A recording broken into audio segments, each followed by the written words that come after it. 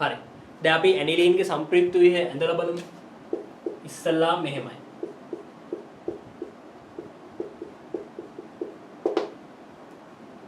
හරි.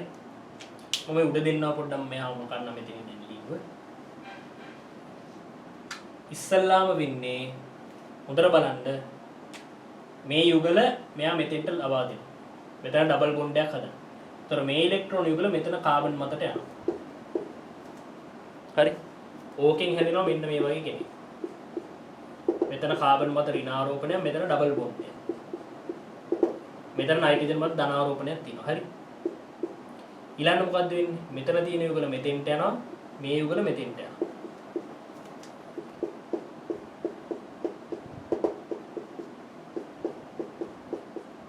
මෙතන මෙයා මත ධනාරෝපණයක් තියෙනවා. ඊළඟට මොකද්ද වෙන්නේ? මෙයා යනවා මෙතෙන්ට, මේ යුගල යනවා මෙතෙන්ට. හරි. ඒකෙන් හැදෙනවා මෙතෙන්ට යනවා. ඊළඟට මෙයා මෙතන, මෙයා මෙතන.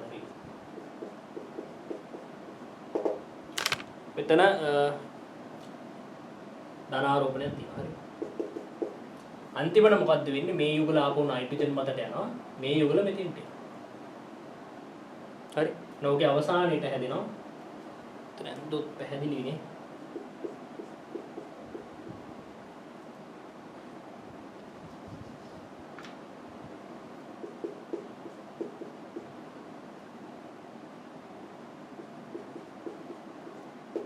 මේවා එක්කෙනෙක් හැදෙනවා. හරි. එහෙනම් ඔන්න බලන්න ඇමෝනියා නෙමෙයි සෝරි ඇනිලීන්. හරි. ඇනිලීන්ගේ සම්ප්‍රයුක්ත ව්‍යුහ. ඔන්න බලන්න. දැන් හොඳට බලන්න මේ. හොඳට බලන්න මෙතන මුලින්ම යා නයිට්‍රජන් මත තියෙන මේ එකසර යුගලනේ. එයා නයිට්‍රජන් මත තියෙන එකසර යුගල මෙතන බන්ධනය හදන්න යොදා ගන්න. නයිට්‍රජන් මත තියෙන එකසර යුගල මේ මෙතන බන්ධනය හදන්න ගන්න. කියන්නේ ඩබල් බොන්ඩ් එක. කියන්නේ ෆයි බන්ධනය සඳහා එයා යොදා ගන්නවා. මේ බලන්න මෙතනත් ඩබල් බොන්ඩ්, මෙතනත් ඩබල් බොන්ඩ්, මෙතනත් ඩබල් බොන්ඩ්.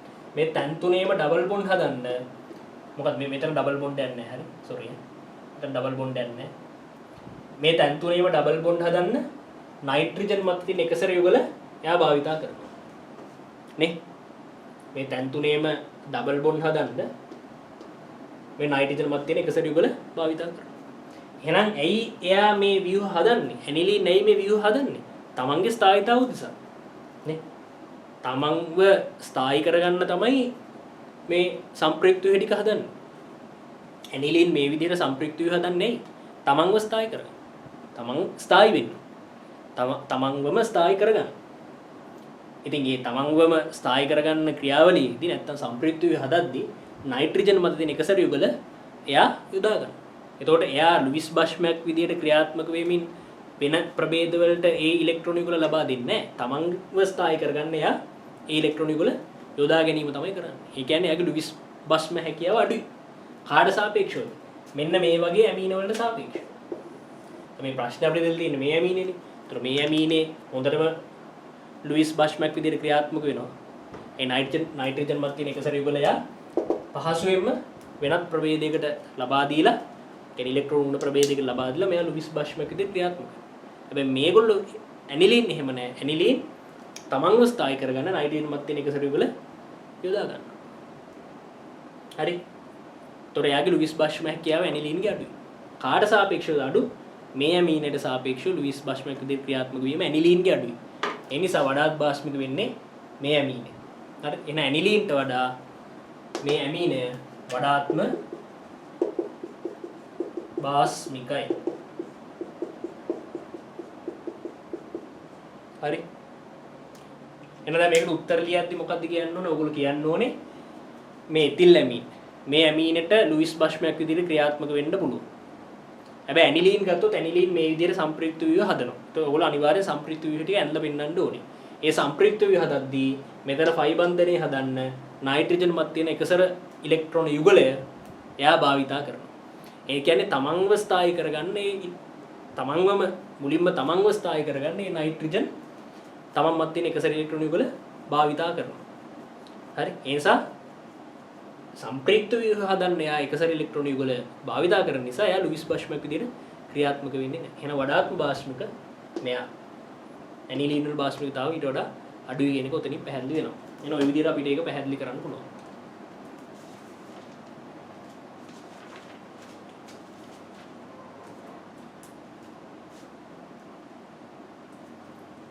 හරිද?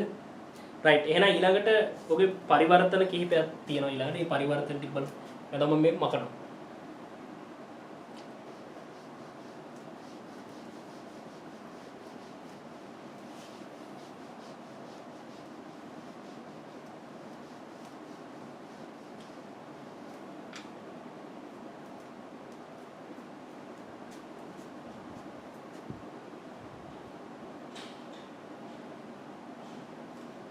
දැන් මෙතන මොකද්ද මේ සිම්පල් B වල රෝම ඉලක්කම් 1.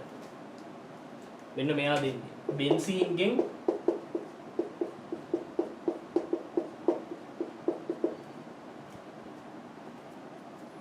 මෙන්න මේ සංයෝගනේ. බෙන්සීන්ගෙන් මෙයාව සංශ්ලේෂණය කරන්න කියලා තියෙනවා. දැන් හොඳට බලන්න. දැන් අපිට මේකේ මේ ප්‍රතිකාරක දීලා නැහැ. ඒ වගේම තමයි පියවර ගානකුත් දීලා නැහැ. ඒ නිසා අපිට කැමති විදිහකට මේක සංශ්ලේෂණය කරන්න පුළුවන්. නමුත් අර වඩාත් අඩු ලේසිම ක්‍රමයකට යන එක තමයි වඩාත් හොඳ. තේරුම් ගන්න මේ සංයෝගය කවුද? මොන වගේ සංයෝගයක්ද? සා මෙයා හැදිලා තියෙන්නේ මොන වගේ දෙන්නෙක් එකතු වෙලාද කියලා නිකන් හිතන්න බලන්න. අපි දන්නවා ඇල්ඩිහයිඩයක් හරි කීටෝනයක් හරි. හරි ප්‍රාථමික ඇමීනත් එක්ක ප්‍රතික්‍රියා වෙනවා. ප්‍රාථමික නෙමෙයි ද්විතීකයත් එක්කත් ප්‍රතික්‍රියා වෙනවා. තෘතීකත් එහෙමයි. හරි. එතකොට මේ ගොඩක්ම ප්‍රාථමික ඇමීනත් එක්ක ප්‍රතික්‍රියාව තමයි අපි සලකා බලන්නේ. ඇල්ඩිහයිඩ් කීටෝන ප්‍රාථමික ඇමීනත් එක්ක ප්‍රතික්‍රියා වෙනවා. දැන් අපි නිකන් හිතුව මේ වගේ ඇල්ඩිහයිඩයක් මම මෙතෙන්ට ගන්න ඇල්ඩිහයිඩයක් විතරයි කීටෝනෙටත් මේ වගේමයි ප්‍රතික්‍රියාව. මම ඇල්ඩිහයිඩ් විතරයි ගන්නෙ. එයාව අපි ප්‍රතික්‍රියා කරනවා මේ වගේ ප්‍රාථමික ඇමීනයක් එක්ක. මේ ඇල්ඩිහයිඩ් මේ ප්‍රාථමික ඇමීනත් එක්ක ප්‍රතික්‍රියා කරනවා. දැන් උතන ප්‍රතික්‍රියාවේදී මොකද්ද වෙන්නේ? ඔයගොල්ලෝ මෙහෙම ප්‍රතික්‍රියාවක් අහලා ඇති.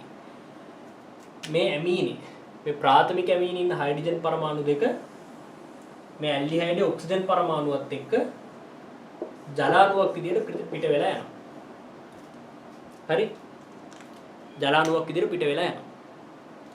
මේ ඇල්ඩිහයිඩේ මේ ප්‍රාථමික ඇමීනෙත් එක්ක ප්‍රතික්‍රියා කරද්දී ප්‍රාථමික ඇමීනේ මේ හයිඩ්‍රජන් පරමාණු දෙක ඇල්ඩිහයිඩේ මේ ඔක්සිජන් එක්ක ජලාණුවක් විදියට පිට වෙලා යනවා. එහෙනම් ඉතුරු වෙන්නේ කවුද? ඉතුරු වෙන්නේ උදරම් පැහැදිලි ඕගොල්ලන්ට නේ. ඉතුරු වෙන්නේ මේ කාබන්ගේ ඩබල් බොන්ඩ් එක ඉන්නෝනේ. ඒ ඩබල් බොන්ඩ් එක කෙලින්ම ඇවිල්ලා මේ නයිට්‍රජන්ට සම්බන්ධ වෙනවා. ඒ කියන්නේ මෙහෙම කෙනෙක් හැදෙන්නේ. RCH මෙතන ඩබල් බොන්ඩ් මෙතන NR ඩෑෂ්. මේ වගේ කෙනෙක් තමයි හැදෙන්නේ. මේ වගේ කෙනෙක් හැදෙන්නේ. දැන් මෙයයි සම්බන්ධ සංසන්දනය කියලා බලන්න. මෙයයි මෙතන ඉන්න මේ අපිට හදන්න ඕනේ සංශ්ලේෂණය කරන්න ඕන කාබනික සංගම් මේ සංයෝග දෙක බැලුවාම මොකද්ද මේ දෙන්නයි තියෙන සමානකම? මෙතන මේ R නුයි R ඩෑෂ් නුයි කියන්නේ කවුද කියලා අපිට හිතා ගන්න පුළුවන් නේ. මේ මෙතන R කාණ්ඩ කියන්නේ කවුද? මෙතන R ඩෑෂ්ට සමාන කරගෙන ඉන්න පුළුවන් මොන වගේ R කාණ්ඩයක්ද? නිකන් හිතන්න පුළුවන් නේ. දැන් බලලා නේ. දැන් ඕගොල්ලෝ හොතරම පැහැදිලි මේ R කාණ්ඩ කියන්නේ මේ බෙන්සීන් වලේ නේ. නේ මේ R වෙනුවට අපි හිතන්නකො බෙන්සීන් වලේ දැම්ම කියලා. නේ R වෙනුවට අපිට බෙන්සීන් වලේ දාන්න පුළුවන්. නේ R වෙනුවට බෙන්සීන් වලේ දැම්ම. මෙතන R ඩෑෂ් වෙනුවට මම දැම්මා CH2 බෙන්සීන් නේ මේකට අපි කියනවා බෙන්සිල් කාණ්ඩ කියලා නේ. බෙන්සිල් කාණ්ඩ නේ. අන්න. ඔය මෙයාටම සමාන වෙනවා නේ. එහෙනම් R කියන්නේ කවුද? R කියන්නේ කවුද? R කියන්නේ බෙන්සීන් වලය. R ඩෑෂ් කියන්නේ මෙන්න මේ වගේ කාණ්ඩයක්. CH2 මෙයා කියන්නේ මේකට කියන්නේ බෙන්සිල් නේ. බෙන්සිල් කාණ්ඩය. R කියන්නේ බෙන්සීන් වලේ R ඩෑෂ් කියන්නේ මේ වගේ බෙන්සිල් කාණ්ඩයක්. එහෙනම් මෙතන R වෙනුවට මට දාන්න පුළුවන් කාවද? R වෙනුවට මට බෙන්සීන් වලයක් දාන්න පුළුවන්. මේ විදිහට. මෙතන R ඩෑෂ් වෙනුවට මම මේ බෙන්සිල් කාණ්ඩේ දානවා. හරි? එතන R ඩෑෂ් වෙනුවට මම මේ වගේ බෙන්සිල් කාණ්ඩයක් දානවා.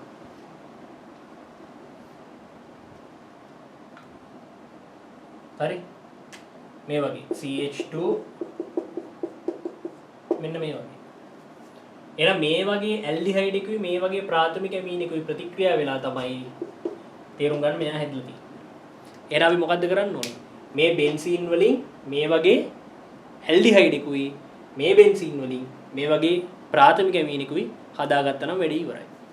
තේරුණාද? දැන් අපි එහෙනම් ඒක කරමු. මේ ඇල්ඩිහයිඩ් විශේෂ නමක් කියනවා. මෙයාට අපි කියනවා බෙන්සල්ඩිහයිඩ් කියලා නේ. නම මේක මකන්න. එහෙනම් අපි හදාගන්න ඕනේ මොකද්ද? මේ වගේ ඇල්ඩිහයිඩ් එකකුයි මේ වගේ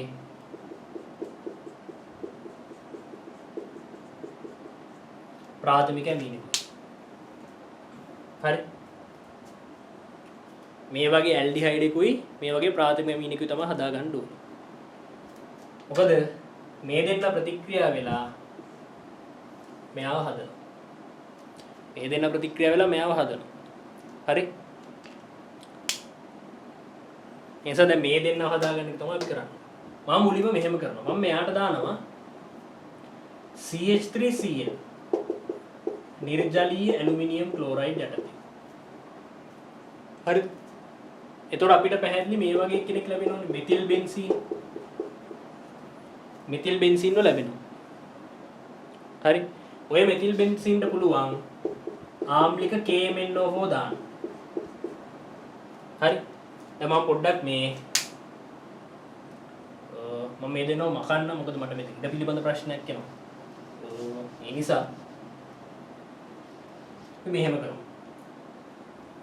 බෙන්සීන් CH3Cl නිර්ජලීය ඇලුමිනියම් ක්ලෝරයිඩ් එක ප්‍රතික්‍රියා කරවලා ওই විදිහට මෙතිල් බෙන්සීන් කෙනෙක් හදාගන්න. මෙයාට ආම්ලික KMNO හෝ දැම්මම අපි දන්නවා මෙයා ඔක්සිකරණය වෙලා මොකද වෙන්නේ? බෙන්සෝයික්ව හදනවා. නේ? ඔක්සිකරණය වෙලා බෙන්සෝයික්ව හදනවා.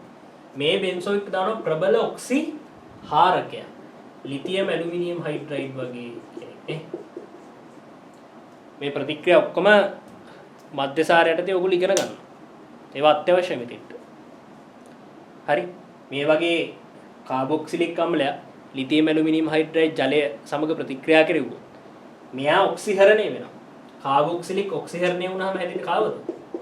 ප්‍රාථමික මධ්‍යසාරය. මේ වගේ ප්‍රාථමික මධ්‍යසාරය. දැන් මේ ප්‍රාථමික මධ්‍යසාරයට දුබල ඔක්සිකාරකයක් දැම්ම. PCC පිරිඩීනියම් ක්ලෝරෝක්‍රෝමේට්. PCC නැත්නම් Ag2O CuO ඔය වගේ කට්ටිය දාන්න පුළුවන්. හරි? ඒ වගේ දුබල ඔක්සිකාරකයක් දැම්මොත් මොකද්ද වෙන්නේ? මෙයා ඔක්සිකරණය වෙනවා ඇල්ඩිහයිඩයක් බවට. ඔන්න අපිට අර අවශ්‍ය ඇල්ඩිහයිඩ් හොයාගත්තනේ. අපිට අවශ්‍ය වෙලා තියෙන්නේ මේ වගේ ඇල්ඩිහයිඩයක් හදාගන්නනේ. ඔන්න ඒ ඇල්ඩිහයිඩ් හොයාගත්තා.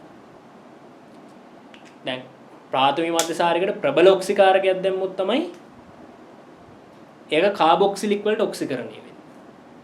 දුබල ඔක්සිකාරකයක් PCC වගේ දුබල ඔක්සිකාරකයක් දැම්මොත් ඇල්ඩිහයිඩ් එකට තමයි යන්නේ. ඊළඟට දැන් මෙතනින් කොහොම හරි දැන් මේ වගේ කෙනෙක්ගේ ඇමීනයක් හදාගන්න ඕනේ. මොකද්ද කරන්නේ? මෙයාව ප්‍රතික්‍රියා කරනවා PCl5 වගේ කෙනෙක්. ඔතන PCl5 ඕනේ නැහැ. PBr3 ඔය වගේ කෙනෙකුත් ප්‍රශ්නයක් නැහැ. හරි? රයිට් එහෙනම් PCl5 එක්ක ප්‍රතික්‍රියා කරාම මෙන්න මේ වගේ කෙනෙක් හැදෙනවා. CH2Cl. CH2Cl කෙනෙක් වගේ අපිට ගන්න පුළුවන් ඇල්කිල් හෙලයිඩ්. මෙයාව ඇමෝනියත් එක්ක ප්‍රතික්‍රියා කරනවා. අපි දන්නවා මොකද මෙතන ප්‍රතික්‍රියාව? ඇල්කිල් හෙලයිඩ් ඇමෝනියා සමග ප්‍රතික්‍රියාව. මෙතනින් CH2NH2 කෙනෙක් හැදෙනවා. CH2NH2 කෙනෙක් හැදෙනවා. අවසානයේදී අපිට දැන් අර අපිට හදාගන්න ඕන ඇල්ඩිහයිඩ් කීටෝනේ ඔන්න හදාගත්තා. එහෙනම් මේ දෙන්නව ප්‍රතික්‍රියා කරාම මොකද වෙන්නේ? මේ දෙන්නව එකිනෙකට ප්‍රතික්‍රියා කෙරුවාම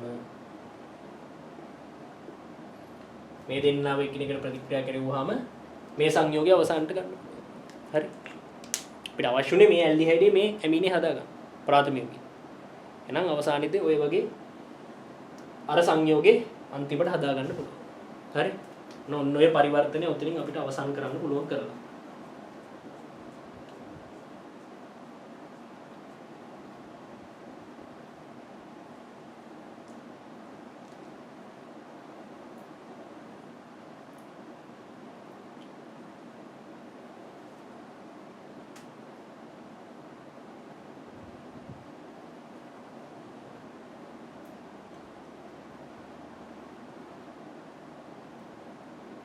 හරිද?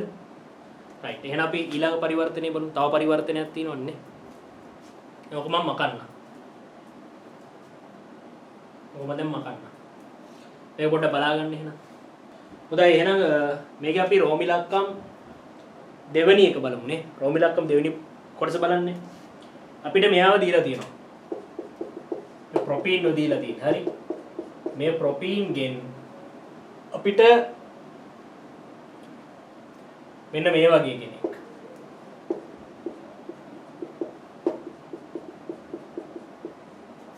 මෙන්න මේ වගේ කෙනෙක්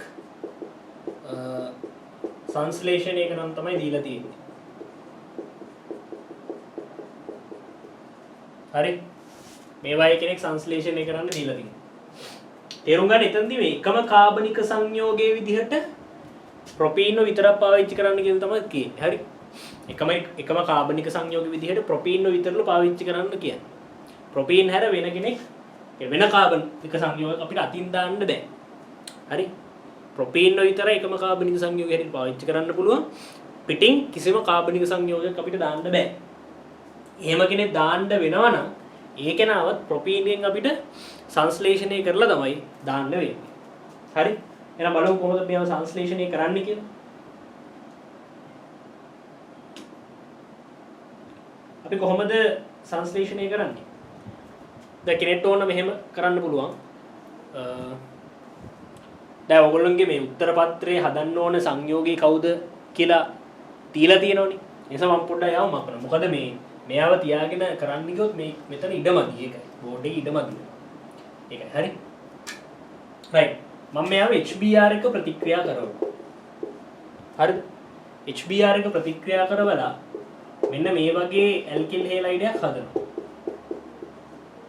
මේ වගේ ඇල්කිල් හේලයිඩයක් හදනවා. ඊට පස්සේ මම කරන්නේ මෙයාට තනුක සෝඩියම් හයිඩ්‍රොක්සයිඩ් දාලා මෙන්න මේ වගේ මධ්‍යසාරයක් බවට පත් කරනවා. හරි? මධ්‍යසාරයක් බවට පත් කරනවා. දැන් බලමු ඇයි මම එහෙම කරන්නේ කියලා. හරි? ඊට පස්සේ මෙයාවම සෝඩියම් ලෝහයත් එක්ක ප්‍රතික්‍රියා කරනවා. තේරුම් ගන්න සෝඩියම් එක්ක මධ්‍යසාර ප්‍රතික්‍රියා වෙලා මෙන්න මේ වගේ ලවණයක් දෙනවා. මේ වගේ ලවණයක් දෙනවා. ඊළඟට මම කරන්නේ මොකද්ද? මේ ඇල්කිල් හේලයිඩේ මේ ලවණයයි මම ප්‍රතික්‍රියා කරනවා. ඇයි මම ප්‍රතික්‍රියා කරවන්නේ කියලා බලන්න. හරිද? ඇයි මම ප්‍රතික්‍රියා කරවන්නේ? මම කියන්න. දැන් තේරුම් ගන්න මෙතන ඉන්නේ සෝඩියම්ගෙන් කියන්නේ මධ්‍යසාර සෝඩියම් එක්ක ප්‍රතික්‍රියා කරලා හැදෙන ලවණේ ඉන්නේ. ඒ ලවණේ මේ වගේ ඇල්කිල් හේලයිඩයක් එක්ක ප්‍රතික්‍රියා කරොත් කවුද හැදෙන්නේ? ඊතරයක්. ඕගොල්ලන්ගේ සිලබස් එකේ ඊතරයක් හදන්න තියෙන එකම ක්‍රමය තමයි මේක. මොකද්ද? මධ්‍යසාරයක් සෝඩියම් නැත්නම් පොටෑසියම් වගේ ලෝහයක් එක්ක ප්‍රතික්‍රියා කරවලා මේ වගේ හැදෙනවනේ ලවණයක්. මේ වගේ ලවණයක් මොකද්ද? මේ වගේ ලවණයක් ඇල්කිල් හේලයිඩයක් එක්ක ප්‍රතික්‍රියා කෙරුවාම මොකද්ද? ඇල්කිල් හේලයිඩයක් එක්ක ප්‍රතික්‍රියා කෙරුවාම අපිට පුළුවන් ඊතරයක් හදාගන්න. හරි? දැන් ඇයි මම ඊතරයක් හදාගත්තේ? දැන් මම ඊතරයක් ඔන්න හදාගත්තා. අනික තේරුම් ගන්න මේ මෙතනදී අපි මේ ඇල්කිල් හේලයිඩයත් එක්කම තමයි ප්‍රතික්‍රියා කරවන්න ඕනේ. මොකද අපිට කියලා තියෙනවා ප්‍රොපීන් විතරලු එකම කාබනික සංයෝගය. අපිට පිටින් කාබනික සංයෝග දාන්න බෑ. ඒ නිසා මේ ලවණේ ප්‍රතික්‍රියා කරවන්නත් ඕනේ. මෙතන මේ අපි HBr මෙයාට HBr දාලා හදාගත්ත ඇල්කිල් හේලයිඩෙත් එක්කම. එහෙනම් මේ වගේ ඊතරයක් අපිට ලැබෙනවා. හරිද? මේ වගේ ඇල්කිල් හේලයිඩයක් මේ වගේ ඊතරයක් අපිට ලැබෙනවා. හරි? ඇයිද මම ඊතරයක් හදාගත්තේ? මේ වගේ ඊතරයක් මම හදාගත්තා. හරි? ඇයිද මම මුලින්ම ඊතරයක් හදාගත්තේ? පොඩ්ඩක් ඒක ගැන හිතන්න බලන්න. ඇයි මම ඊතරයක් හදාගත්තේ? මෙන්න මේකයි හේතුව.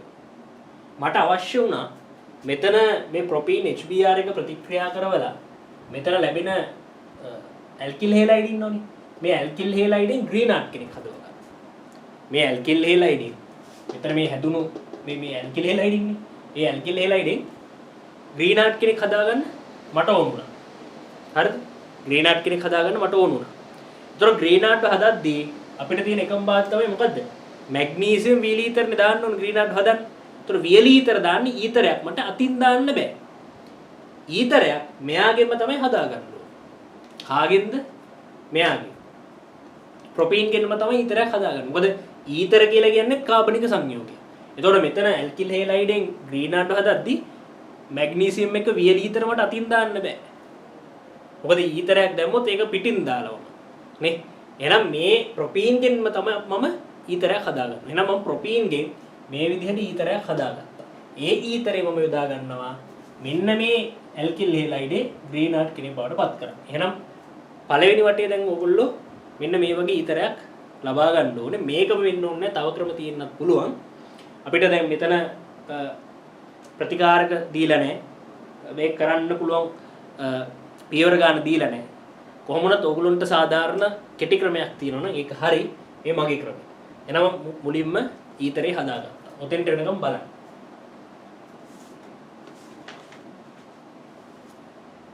හරි. එහෙනම් මම මේ ටික මකනවා. මේ ටික අත්‍යවශ්‍ය නැහැ. දැන් ඕන වෙන්නේ මේ ඊතරේ තමයි. හරි. රයිට්. දැන් ඊතරේ හදාගන්න තමයි මම කොහොම දෙයක් කළේ මුලින්ම. හරිද? දැන් අපි ඊතරේ හදාගත්තානේ. රයිට්. එහෙනම් ඊළඟට අපිට කරන්න තියෙන්නේ මේ ඊතරේ භාවිතා කරලා මේ ඇල්කිල් හේලයිඩ් ග්‍රීනාට් ප්‍රතිකාරකයක් වඩ පත් කරනවා. හරි. මෙයාට දානවා මැග්නීසියම් වීලි ඊතර. ඊතරේ අපි හදාගත්ත ඊතරේ. හරිද?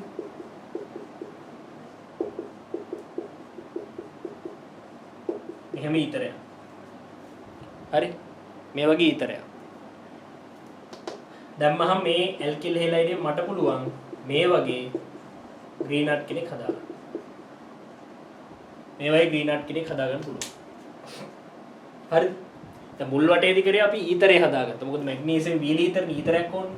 ඊතරේ හදාගත්තා. ඊතරේ හදාගත්ත කියලා කියන්නේ මේ ඇල්කිල් හේලයිඩේ මොන ග්‍රීනාට් කෙනෙක් බවට පත් කරගත්තා. ඊළඟට මම මොකද්ද කරන්න ඕනේ? ඊළඟට මම මෙහෙම දෙයක් කරන්න. ඊළඟට මම මෙහෙම දෙයක් හිතනවා. දැන් මම මෙතන ග්‍රීනාට් හදාගත්තනේ. ඊළඟට මම මෙහෙම දෙයක් කරන්න.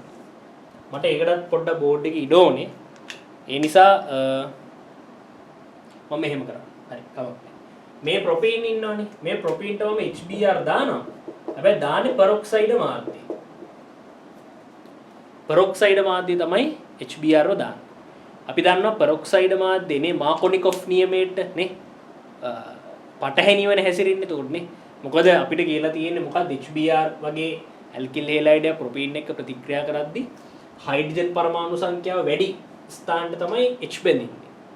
හයිඩ්‍රජන් පරමාණු අඩු කාබන් තමයි බ්‍රෝමින් බැඳෙන්නේ. අපි අර උදේ කියන්නේ අපි මේ ඉස්සෙල්ලත් අපි ඕගනික් ප්‍රශ්නයක් කතා කරා. ඒකට අපි හේතුව කිව්වා. ඇයි හයිඩ්‍රජන් වැඩි තැනට බැඳෙන්නේ කියලා හේතුව කිව්වා. කොහොම හරි මේ එතකොට මේ මාකෝනිකොෆ් නියමයට අනුව හයිඩ්‍රජන් පරමාණු වැඩි ස්ථානයේ තමයි H බැඳෙන්නේ. හයිඩ්‍රජන් පරමාණු අඩු තැන තමයි බ්‍රෝමින් බැඳෙන්නේ. එහෙම වෙන්නේ ඇයි කියන එක අපි අර මේ ඉස්සෙල්ලා ඕගනික් ප්‍රශ්නයකදී කතා කරා. දැන් කොහොම හරි පෙරොක්සයිඩ් මාධ්‍යයක ප්‍රතික්‍රියාව සිද්ධ කරාම මොකද්ද වෙන්නේ? හයිඩ්‍රජන් වැඩි තැනට තමයි බ්‍රෝමින් බැඳෙන්නේ. හයිඩ්‍රජන් අඩු තැනට තමයි හයිඩ්‍රජන් බැඳෙන්නේ. ඒතර මෙහෙමනේ හැදෙන්නේ. මේ වගේ ඇල්කිල් හේලයිඩයක් හැදෙනවා. හරිද? මේ ඇල්කිල් හේලයිඩට මම දානවා තනුක සෝඩියම් හයිඩ්‍රොක්සයිඩ්. තනුක සෝඩියම් හයිඩ්‍රොක්සයිඩ් දැම්මහම මට පුළුවන් මේ වගේ මධ්‍යසාරයක් හදාගන්න. හරි? තනුක සෝඩියම් හයිඩ්‍රොක්සයිඩ් දැම්මහම මට මේ වගේ මධ්‍යසාරයක් හදාගන්න පුළුවන්. හරි? ඔය මධ්‍යසාරයට මම මොකද්ද කරන්නේ? ප්‍රබල ඔක්සිකාරකයක් දානවා. ඒ කියන්නේ ආම්ලික පොටෑසියම් පර්මැංගනේට්, පොටෑසියම් ඩයික්‍රොමේට්, පොටෑසියම් ක්‍රෝමේට් ඔය වගේ ප්‍රබල ඔක්සිකාරකයක් දානවා. ප්‍රබල ඔක්සිකාරකයක් දැම්මහම දැන් මෙයා ප්‍රාථමික මධ්‍යසාරය. ප්‍රාථමික මධ්‍යසාර ප්‍රබල ඔක්සිකාරක හමුවේදී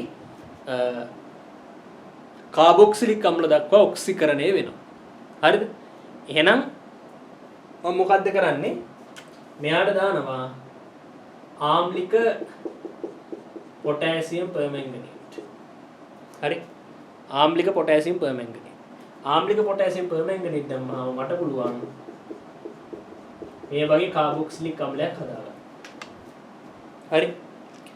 මේ වගේ කාබොක්සිලික් අම්ලයක් හදාගන්න පුළුවන්. හරි.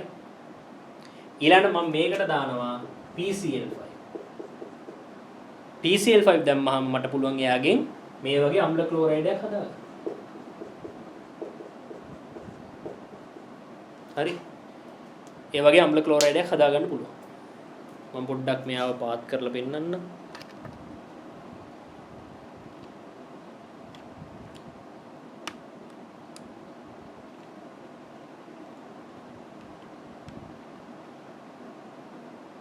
හරි. මෙන්න මේ වගේ අම්ල ක්ලෝරයිඩයක් හදාගන්න. තේරුණාද? ඔය වගේ අම්ල. එහෙනම් අවසානයේදී මම මොකද්ද කරේ? ප්‍රොපේන්ගෙන් පටන් අරගෙන ග්‍රීනාඩ් කෙනෙක් හදාගත්තා. ප්‍රොපේන්ගෙන් පටන්ගෙන අම්ල ක්ලෝරයිඩයක් හදාගත්තා. දැන් අවසාන ඵල දෙක මේ දෙන්න. මේ දෙන්නගෙන් තමයි අවසාන ප්‍රතිඵලය හදන්න පුළුවන් වෙන්නේ. එහෙනම් මේ ටික දැන්ට බලාගන්න. අවසාන ප්‍රතිඵලය හදාගමු. දැන් අපි කරන්න ඕනේ ප්‍රොපේන්ගෙන් ඉස්සලා මේ වගේ ඇල්කිල් හේලයිඩුයි මේ වගේ ග්‍රීනාඩ් කෙනෙකුයි ප්‍රොපේන්ගෙන් මේ වගේ අම්ල ක්ලෝරයිඩුයි සංශ්ලේෂණය කරගන්න. එතනින් පස්සේ අපි බලමු කොහොමද අවසාන සංයෝගය අපිට ඔයගොල්ලෝ ප්‍රශ්න පත්‍රය දීලා තියෙනනේ යව සංශ්ලේෂණය කරගන්නේ කොහොමද කියලා බලමු. හරි? රයිට්. තව ටික බලාගන්න.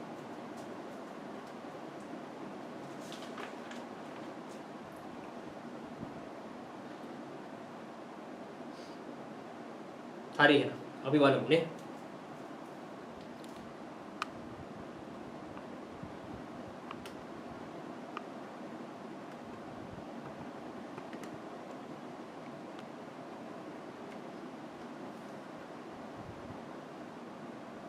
එන අවසාන උත්තරේ ගමු අපි. කොහොමද අවසාන උත්තරේ ගන්නෙ?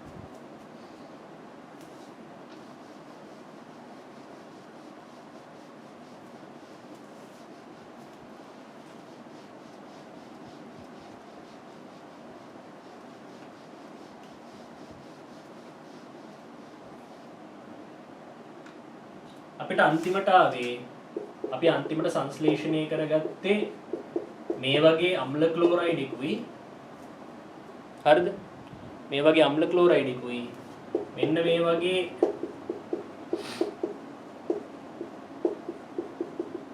ඇල්කිල් හෙලයිඩ් එකක් නේ තේරුණාද මේ වගේ අම්ල ක්ලෝරයිඩ් එකකුයි හරි මේ තියෙන මේ වගේ අම්ල ක්ලෝරයිඩ් එකකුයි මේ වගේ ග්‍රීනාඩ් කෙනෙක්. අපි මොකද්ද කරන්නේ? මෙයාගේ මවුල දෙකක්. මේ මෙයාගේ කාගේද? ග්‍රීනාඩ්ගේ.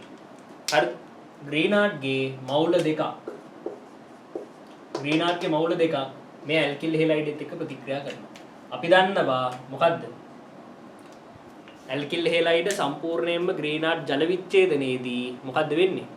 ග්‍රීනාඩ් මවුල දෙකක් ග්‍රීනාඩ් අපි ගත්තොත් මේ ග්‍රීනාඩ් ප්‍රතිකාරක මවුල දෙක සමග ප්‍රතික්‍රියා වෙනවා. තේරුණාද? ග්‍රීනාඩ් ප්‍රතිකාරක මවුල දෙකක් සමග ප්‍රතික්‍රියා වෙනවා. එහෙනම් මේකේ මුලින්ම හැදෙන එක්කෙනා කවුද? CH3 CH2 මෙතන O- MgBr+ ඊට අමතරව මොකද වෙන්නේ? මේ MgBr ගේ R කාණ්ඩ දෙකක් බැඳෙනවානේ. මේ විදිහට R කාණ්ඩ දෙකක් බැඳෙනවා. මෙතන CH CH3 CH3 R කාණ්ඩ දෙකක් බැඳෙනවා. හරි? R කාණ්ඩ දෙකක් බැඳෙනවා. ඊට පස්සේ මේ අවසාන ප්‍රතිඵලයේ ජල විච්ඡේදනය කරන්න තියෙනවා. තේරුණාද? අවසාන ප්‍රතිඵලයේ ජල විච්ඡේදනය. අවසාන ප්‍රතිඵලයේ ජල විච්ඡේදනය කරාම මෙතන OH එකක් බැඳෙනවා. තේරුණාද? එහෙනම් අවසානයේට හැදෙනවා CH3 CH2 C මෙතන OH CH CH3 CH3 CH CH3 මෙතන CH3 ඔය වගේ ඔය වගේ ගන්න පුළුවන්. තේරුණාද? එහෙනම් ඔන්න අවසාන ප්‍රතිඵලයේ අපි සංශ්ලේෂණය කරලා ඉවර කරා. තේරුණාද? අවසාන ප්‍රතිඵලය අපි සංශ්ලේෂණය කරලා අවසන් කරා. හරි? අවසාන ප්‍රතිඵලයේ සංශ්ලේෂණය කරලා අවසන් කරා. ඔක බලා ගන්න කොහොමද උනේ කියලා. එහෙනම් මේ ඕගනික් ප්‍රශ්නේ අවසාන කොටස තමයි දැන් අපි එන්නේ.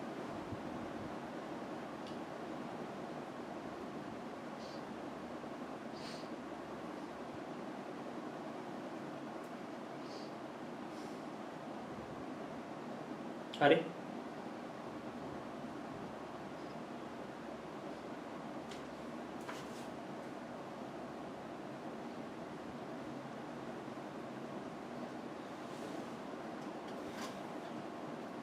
දැන් අවසානයේ බලමු දෙහෙන. එහෙනම් මම මේක මකනවා. හරි?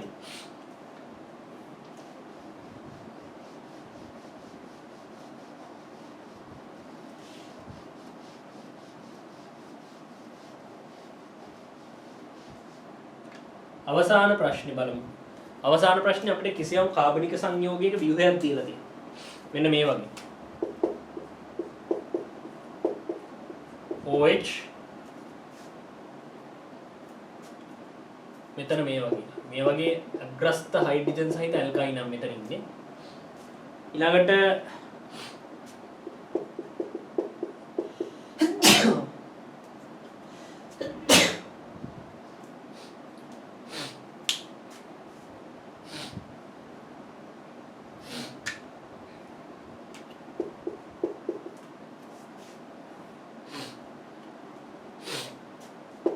CH2 මේ වගේ. හරි. ඔන්න ඔය වගේ කාබනික සංයෝගයක් දීලා තියෙනවා. ඊළඟට අපි අක්ෂර ටිකක් දෙනවා. මේ අපිට මේ A B C D E කියලා අක්ෂර දීලා තියෙනවා මේ හයිඩ්‍රජන් පරමාණුවට. හරිද? එතකොට මේ මෙතන මේ ෆීනෝල් නේ. මෙයාගේ ෆීනෝල්ගේ මෙතන OH එකේ H ට A කියලා අක්ෂරයක් දීලා තියෙනවා. මේ හයිඩ්‍රජන් පරමාණු වලට තමයි අක්ෂර දීලා තියෙන්නේ. හරි? හයිඩ්‍රජන් පරමාණු වලට. හයිඩ්‍රජන් පරමාණු වලට. හරි? මෙතන මේ හයිඩ්‍රජන්ට B කියලා දීලා තියෙනවා. මෙතන OH වල H ට A, මෙතන H ට B. ඊළඟට මෙතන මේ මධ්‍යසාරයක් ඉන්නවනේ, මධ්‍යසාරය H ට C. ඊළඟට මෙතන ඇල්ඩිහයිඩයක් ඉන්නවා. ඒ ඇල්ඩිහයිඩයට බැඳුණු කාබන්ට බැඳුණු හයිඩ්‍රජන්ට දීලා තියෙනවා D කියලා. ඊට පස්සේ මෙතන ඇල්ඩිහයිඩේ කාබන්ට සම්බන්ධ වෙච්ච H ට අපි දාලා තියෙනවා E කියලා. මොන ඔය විදිහට හයිඩ්‍රජන් පරමාණු වලට අක්ෂර ටිකක් දීලා තියෙනවා. අපිට කියන්නේ මේ A B C D E කියන හයිඩ්‍රජන් පරමාණු වලින් කුමන ඒවා පහත ප්‍රතික්‍රියාවලට භාජනය වෙනවද කියලා. මුලින්ම අහනවා සෝඩියම් එක්ක ප්‍රතික්‍රියා වෙන්නේ කවුද කියලා. දෙවණියට අහනවා සෝඩියම් හයිඩ්‍රොක්සයිඩ් එක්ක ප්‍රතික්‍රියා වෙන්නේ කවුද කියලා. හරි? තේරෙනවද දැන් මෙතන අහන්නේ මොකද්ද? මෙතන දැන් මේ සංයෝගය දීලා මේ සංයෝගයේ මේ විවිධ හයිඩ්‍රජන් පරමාණු වලට අක්ෂර දීලා තියෙනවා A B C D E කියලා. හරිද? ඊට පස්සේ අපෙන් අහනවා මේ හයිඩ්‍රජන් පරමාණු වලින් මොන හයිඩ්‍රජන් පරමාණුවද සෝඩියම් ලෝහයත් එක්ක ප්‍රතික්‍රියා වෙන්නේ, මොන හයිඩ්‍රජන් පරමාණුවද සෝඩියම් හයිඩ්‍රොක්සයිඩ් එක්ක ප්‍රතික්‍රියා වෙන්නේ කියලා. හරි? එතකොට අපිට මෙතන මොනවා දැනුමක් තියෙන්න ඕනේ? සෝඩියම් එක්ක ප්‍රතික්‍රියා කරන්නේ මොනවායි කට්ටියද, සෝඩියම් හයිඩ්‍රොක්සයිඩ් එක්ක ප්‍රතික්‍රියා කරන්නේ මොනවායි කට්ටියද, එහෙම ප්‍රතික්‍රියා නොවෙන්නේ මොනවායි කට්ටියද කියලා. දැන් හොඳට බලන්න මෙහෙම. අපි මේ වගේ පොඩි දෙයක් දැනගන්න ඕනේ. අපි ගන්නවා මධ්‍යසාර. ඊළඟට ගන්නවා ෆීනෝල්. ඊළඟට ගන්නවා කාබොක්සිලික් අම්ල. ඔයයට මම ওই විදිහට මම තුන් කට්ටියක් ගන්නවා. මෙතන මධ්‍යසාර කිව්වහම තේරුම් ගන්න මෙන්න මේ වගේ කට්ටිය නෙමෙයි මම ගන්න. හරිද? මෙතන මේ R කාණ්ඩය කියලා කියන්නේ මෙතන ඉන්න ඔක්සිජන් ඉන්නේ. මේ ඔක්සිජන්ට කෙලින්ම වෙදලා තියෙන බෙන්සීන් වලයක් නෙමෙයි. හරි? ඒ කියන්නේ ඇලිෆැටික්. හරි? ඇලිෆැටික් මධ්‍යසාර තමයි මෙතනට ගන්න. දැන් කෙනෙක් අහන්න පුළුවන් ඉතින් ඇලිෆැටික් සංයෝග සමහර ඒවා තියෙනවනේ බෙන්සීන් බෙන්ද. ඔව්. උදාහරණයක් මෙන්න මේ වගේ කට්ටිය. මෙහෙම බෙන්සීන් ඉන්නවා CH2OH. දැන් මේ OH ට බැඳලා තියෙන්නේ මෙන්න මේ වගේ කාණ්ඩයක් නේ. CH2 මෙන්න මේ වගේ කාණ්ඩයක් නේ. තේරුණාද? මේ වගේ කාණ්ඩයක් තමයි මේ මධ්‍යසාරේ මේ OH ට බැඳලා තියෙන්නේ. එතකොට මේක සාමාන්‍ය මධ්‍යසාරයක්. මේක සාමාන්‍ය මධ්‍යසාරයක්. හරි. හැබැයි නිකන් හිතන්නකො මෙහෙම. මෙතන මේ මධ්‍යසාරේ මෙන්න මේ වගේ මධ්‍යසාරයක් ගන්නකො. මෙතන බෙන්දීන්ට CH3 කෙනෙක් බැඳලා ඉන්නවා. මෙතන OH කෙනෙක්. තේරුම් ගන්න මේක ෆීනෝලයක්. මේක ෆීනෝලයක්. ඇයි? බෙන්සීන් වලට කෙලින්ම OH බැඳිලා. එහෙනම් තේරුම් ගන්න බෙන්සීන් වලට කෙලින්ම OH කාණ්ඩයක් බැඳලා තියෙනවා නම් එයා ෆීනෝල්. හැබැයි බෙන්සීන් තියෙන හරිද? OH කාණ්ඩේ කෙලින්ම බෙන්සීන් බැඳලා නැති මධ්‍යසාර. දැන් මම ඉස්සල්ලා එහෙම කෙනෙක් ඇඳලා බින්නවා දැන්. ඒ වගේ කට්ටිය සාමාන්‍ය මධ්‍යසාර. තේරුණාද?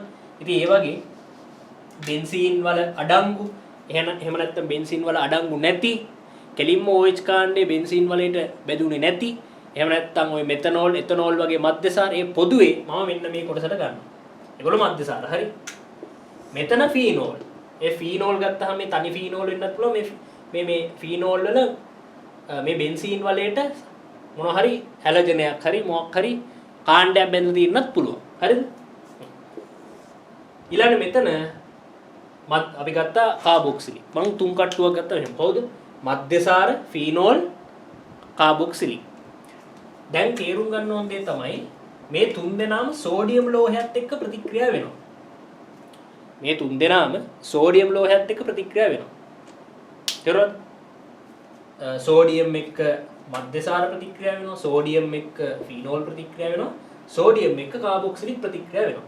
සෝඩියම් එක්ක තුන් දෙනාම ප්‍රතික්‍රියා වෙනවා. හැබැයි තේරුම් ගන්න සෝඩියම් හයිඩ්‍රොක්සයිඩ් ගත්තොත් සාමාන්‍ය මධ්‍යසාර සෝඩියම් හයිඩ්‍රොක්සයිඩ් එක්ක ප්‍රතික්‍රියා වෙන්නේ නැහැ. සාමාන්‍ය මධ්‍යසාර සෝඩියම් හයිඩ්‍රොක්සයිඩ් එක්ක ප්‍රතික්‍රියා වෙන්නේ නැහැ. හැබැයි ෆීනෝල සෝඩියම් හයිඩ්‍රොක්සයිඩ් එක්ක ප්‍රතික්‍රියා වෙනවා. ෆීනෝල සෝඩියම් හයිඩ්‍රොක්සයිඩ් එක්ක ප්‍රතික්‍රියා වෙනවා. ඒ වගේම තමයි කාබොක්සිලික් සෝඩියම් හයිඩ්‍රොක්සයිඩ් එක්ක ප්‍රතික්‍රියා වෙනවා. අපිට සෝඩියම් කාබනේට්, සෝඩියම් බයිකාබනේට් ඔය කට්ටිය ගන්නත් පුළුවන් මෙතෙන්ට. ඔය ඒකත් ගමුකෝ අපි. සෝඩියම් කාබනේට් ඔය කෙනෙක් ගමු. එහෙම නැත්නම් සෝඩියම් බයිකාබනේට් ඔය කෙනෙක්.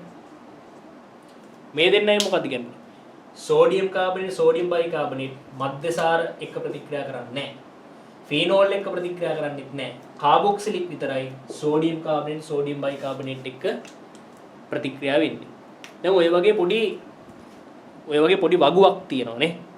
ඒතර මෙතන අපිට පැහැදිලි මේ සියලුම මධ්‍යසාර සෝඩියම් එක්ක ප්‍රතික්‍රියා වෙනවා. සියලුම ෆීනෝල මධ්‍යසාර එක්ක ප්‍රතික්‍රියා වෙනවා. මේ සියලුම මධ්‍යසාර සෝඩියම් එක්ක ප්‍රතික්‍රියා වෙනවා. සියලුම ෆීනෝල ඒත් සෝඩියම් එක්ක ප්‍රතික්‍රියා වෙනවා. සියලුම කාබොක්සිලික් අම්ල සෝඩියම් එක්ක ප්‍රතික්‍රියා වෙනවා. හැබැයි සෝඩියම් හයිඩ්‍රොක්සයිඩ් ගත්තොත් මොකද වෙන්නේ? මධ්‍යසාර සෝඩියම් හයිඩ්‍රොක්සයිඩ් එක්ක ප්‍රතික්‍රියා වෙන්නේ නැහැ. හැබැයි ෆීනෝල සෝඩියම් හයිඩ්‍රොක්සයිඩ් එක්ක ප්‍රතික්‍රියා වෙනවා. කාබොක්සිලික් සෝඩියම් හයිඩ්‍රොක්සයිඩ් එක්ක ප්‍රතික්‍රියා වෙනවා. දැන් අපෙන් අහලා තියෙන මේ සෝඩියම් හයිඩ්‍රොක්සයිඩ් එක්ක ප්‍රතික්‍රියාව නේද? සෝඩියම් හයිඩ්‍රොක්සයිඩ් එක්ක ප්‍රතික්‍රියා වෙන හයිඩ්‍රජන් පරමාණු මොනවද කියලා නේ අහන්නේ. එහෙනම් බලමුනේ. දැන් මේ දැනුම ඕගොල්ලන්ට තියෙනවා නම් අතන උත්තර ටික ඉක්මනට හොයාගන්න පුළුවන්. හරිද? රයිට්. දැන් බලන්න මෙන්න මෙහෙම.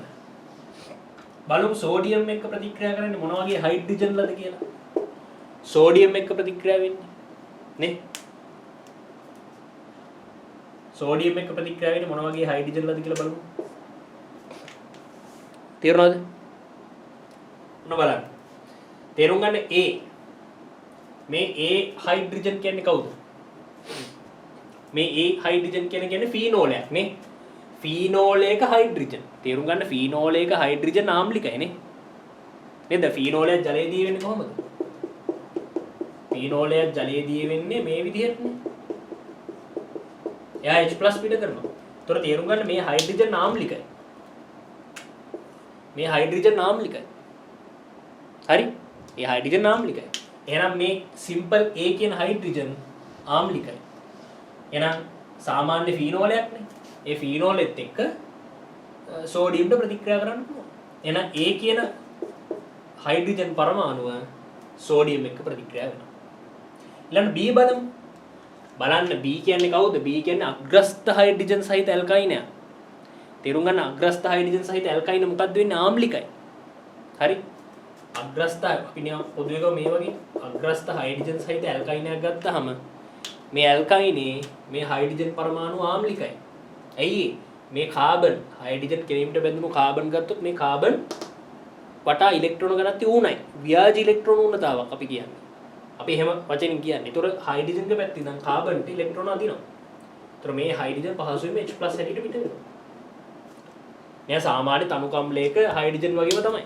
ඊතරම් ප්‍රබල නැහැ. ඊතරම් ප්‍රබල නැහැ. හැබැයි අර සෝඩියම් එක්ක ප්‍රතික්‍රියා කරන තරම් මෙයා ආම්ලිකයි. ඒතොර මේ H සෝඩියම් එක්ක ප්‍රතික්‍රියා වෙනවා. හරි? සෝඩියම් එක්ක ප්‍රතික්‍රියා වෙනවා. එහෙනම් B ගන්න පුළුවන්. දැන් අපි A ගත්තා B ගත්තා. තව කවුද? මේ බලන්න C කියන්නේත් මධ්‍යසාරයක්. නේ? C කියන්නේත් මධ්‍යසාරයක්. ඒතොර C මධ්‍යසාරයක් නම් අපිට මොකද්ද පැහැදිලි වෙන්නේ? C සාමාන්‍ය මධ්‍යසාරයක්. ඉතින් මධ්‍යසාර සීලුම් මධ්‍යසාර සෝඩියම් ලෝහයත් එක්ක ප්‍රතික්‍රියා වෙනවා. හරි? එහෙනම් Cත් හරි. Cත් ගන්න පුළුවන්.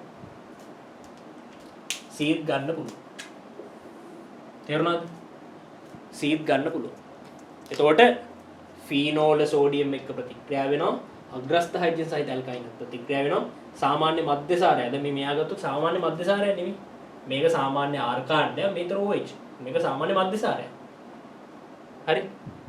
તો මේ හයිඩ්‍රජන් සෝඩියම් එක්ක ප්‍රතික්‍රියා වෙනවා. සාමාන්‍ය මධ්‍යසාරයන්නේ. එහෙනම් ෆීනෝල හරි, අග්‍රස්ත හයිඩ්‍රජන් සහිත ඇල්කයින් හරි, මධ්‍යසාරවල හයිඩ්‍රජන් හරි. එහෙනම් ABC සෝඩියම් එක්ක ප්‍රතික්‍රියා වෙනවා. දැන් බලමු DE හරියන්නේ නැද්ද කියලා. D පරමාණුව E පරමාණුවේ හරියන්නේ නැද්ද කියලා බලමු. හරියන්නේ නැහැ. මෙතන මේ ඇල්ඩිහයිඩයක් නෙමෙයි. ඇල්ඩිහයිඩය. ඒතර ඇල්ඩිහයිඩ එක මේ කාබන්ට අපි කියනවා මොකද්ද? කාබනයිල් කාබන්. නේ? අපි කාබනයිල් සංයෝග කියලා පොදුවේ කියන්නේ. ඇල්ඩිහයිඩ කීටෝන. ඒතර මේ කාබනයිල් කාබන් පරමාණු කියලා කියන්නේ ඇල්ඩිහයිඩ වල කාබනයිල් කාබන්ට කෙලින්ම වැදුණු හයිඩ්‍රජන්ට ආම්ලිකතාවක් නැහැ. හරිද? ඇල්ඩිහයිඩ එක කාබනයිල් කාබන්ට කෙලින්ම වැදුණු හයිඩ්‍රජන්ට ආම්ලිකතාවක් නැහැ. තේරුණාද? ආම්ලිකතාවක් නැහැ. ඒ නිසා කොහොමත් E කියන්නේ මේ E හයිඩ්‍රජන් පරමාණු සෝඩියම් එක්ක ප්‍රතික්‍රියා කරන්නේ නැහැ. හැබැයි තේරුම් ගන්න මේ ඇල්ඩිහයිඩ් එක නැත්තම් කීටෝන එක. ඔය ඇල්ඩිහයිඩ් කීටෝන කාබනයිල් සංඝ පොදුවේ ගත්තොත් ඒගොල්ලන්ට පොඩි ආම්ලික හැකියාවක් තියෙනවානේ. දැන් ඇල්ඩිහයිඩයක් ගත්තොත් ඇල්ඩිහයිඩයක් ආම්ලිකයි. ඊට පස්සේ කීටෝනයක් ගත්තොත් කීටෝනයක් ආම්ලිකයි. කොහොමද ආම්ලික වෙලා තියෙන්නේ? ඒකට හේතුව තේරුම් ගන්න මේ කාබනයිල් කාබන් ඉන්නෝනේ. ඒ කාබනයිල් කාබන්ට මේක ඇල්ඩිහයිඩයක් වෙන්නත් පුළුවන් කීටෝනයක් වෙන්න. දෙන්නටම පොදුයි. අපි ඇල්ඩිහයිඩයක් ගමු. මෙතන ඇල්ඩිහයිඩ් යන්නේ. මේ ඇල්ඩිහයිඩේ නැත්තම් කීටෝනයකට මේ කතාවම තමයි. ඇල්ඩිහයිඩේ මේ කාබන්ට කෙලින්ම බැඳුණු කාබන් පරමාණු ඉන්නවනේ. මේ කාබන්ට කෙලින්ම බැඳුණු. හරි? අනුයාත කාබන්. මේ කාබන්ට කෙලින්ම බැඳුණු කාබන් පරමාණුවට බැඳුණු හයිඩ්‍රජන්ලා ඉන්නවනේ. ඔය හයිඩ්‍රජන්ලා ආම්ලිකයි. නේ? ඔය හයිඩ්‍රජන්ලා ආම්ලිකයි. ඒගොල්ලන් අපි දෙනවා නමක් ඇල්ෆා හයිඩ්‍රජන් කියලා. ඇල්ෆා හයිඩ්‍රජන් කියලා අපි කියනවා. ඒතර මේ ඇල්ඩිහයිඩේ මේ කාබන්ට කෙලින්ම බැඳුණු කාබන් පරමාණුවට අපි කියනවා ඇල්ෆා කාබන් කියලා. ඒ කෙලින්ම බැඳුණු කාබන් පරමාණු නැත්නම් ඒ ඇල්ෆා කාබන් පරමාණුවට බැඳුණු හයිඩ්‍රජන්ලට අපි කියනවා ඇල්ෆා හයිඩ්‍රජන්ලා කියලා. ඔය ඇල්ෆා හයිඩ්‍රජන්ලා මොකද්ද? ආම්ලිකයි. ඔය ඇල්ෆා හයිඩ්‍රජන්ලා ආම්ලිකයි. හැබැයි මේ ඇල්ෆා හයිඩ්‍රජන්ලා ආම්ලික උනාට ඒ ආම්ලිකතාවට මෙයා ප්‍රතිචාර දක්වන්නේ නැහැ. ඒ කියන්නේ ඒ හයිඩ්‍රජන් එක්ක සෝඩියම්ට ප්‍රතික්‍රියා කිරීමට හැකියාවක් නැහැ. තේරුණාද? මේ හයිඩ්‍රජන් එක්ක සෝඩියම්ට ප්‍රතික්‍රියා කිරීමට හැකියාවක් නැහැ. එහෙනම් සෝඩියම් එක්ක ප්‍රතික්‍රියා කරන්නේ ABC කියන හයිඩ්‍රජන් පරමාණු තුන විතරයි. තේරුණාද? ABC කියන හයිඩ්‍රජන් පරමාණු තුන විතරයි. එහෙනම් බලමු ඊළඟ සෝඩියම් හයිඩ්‍රොක්සයිඩ්. අපි ඊළඟ සෝඩියම් හයිඩ්‍රොක්සයිඩ් බලමු. හරි?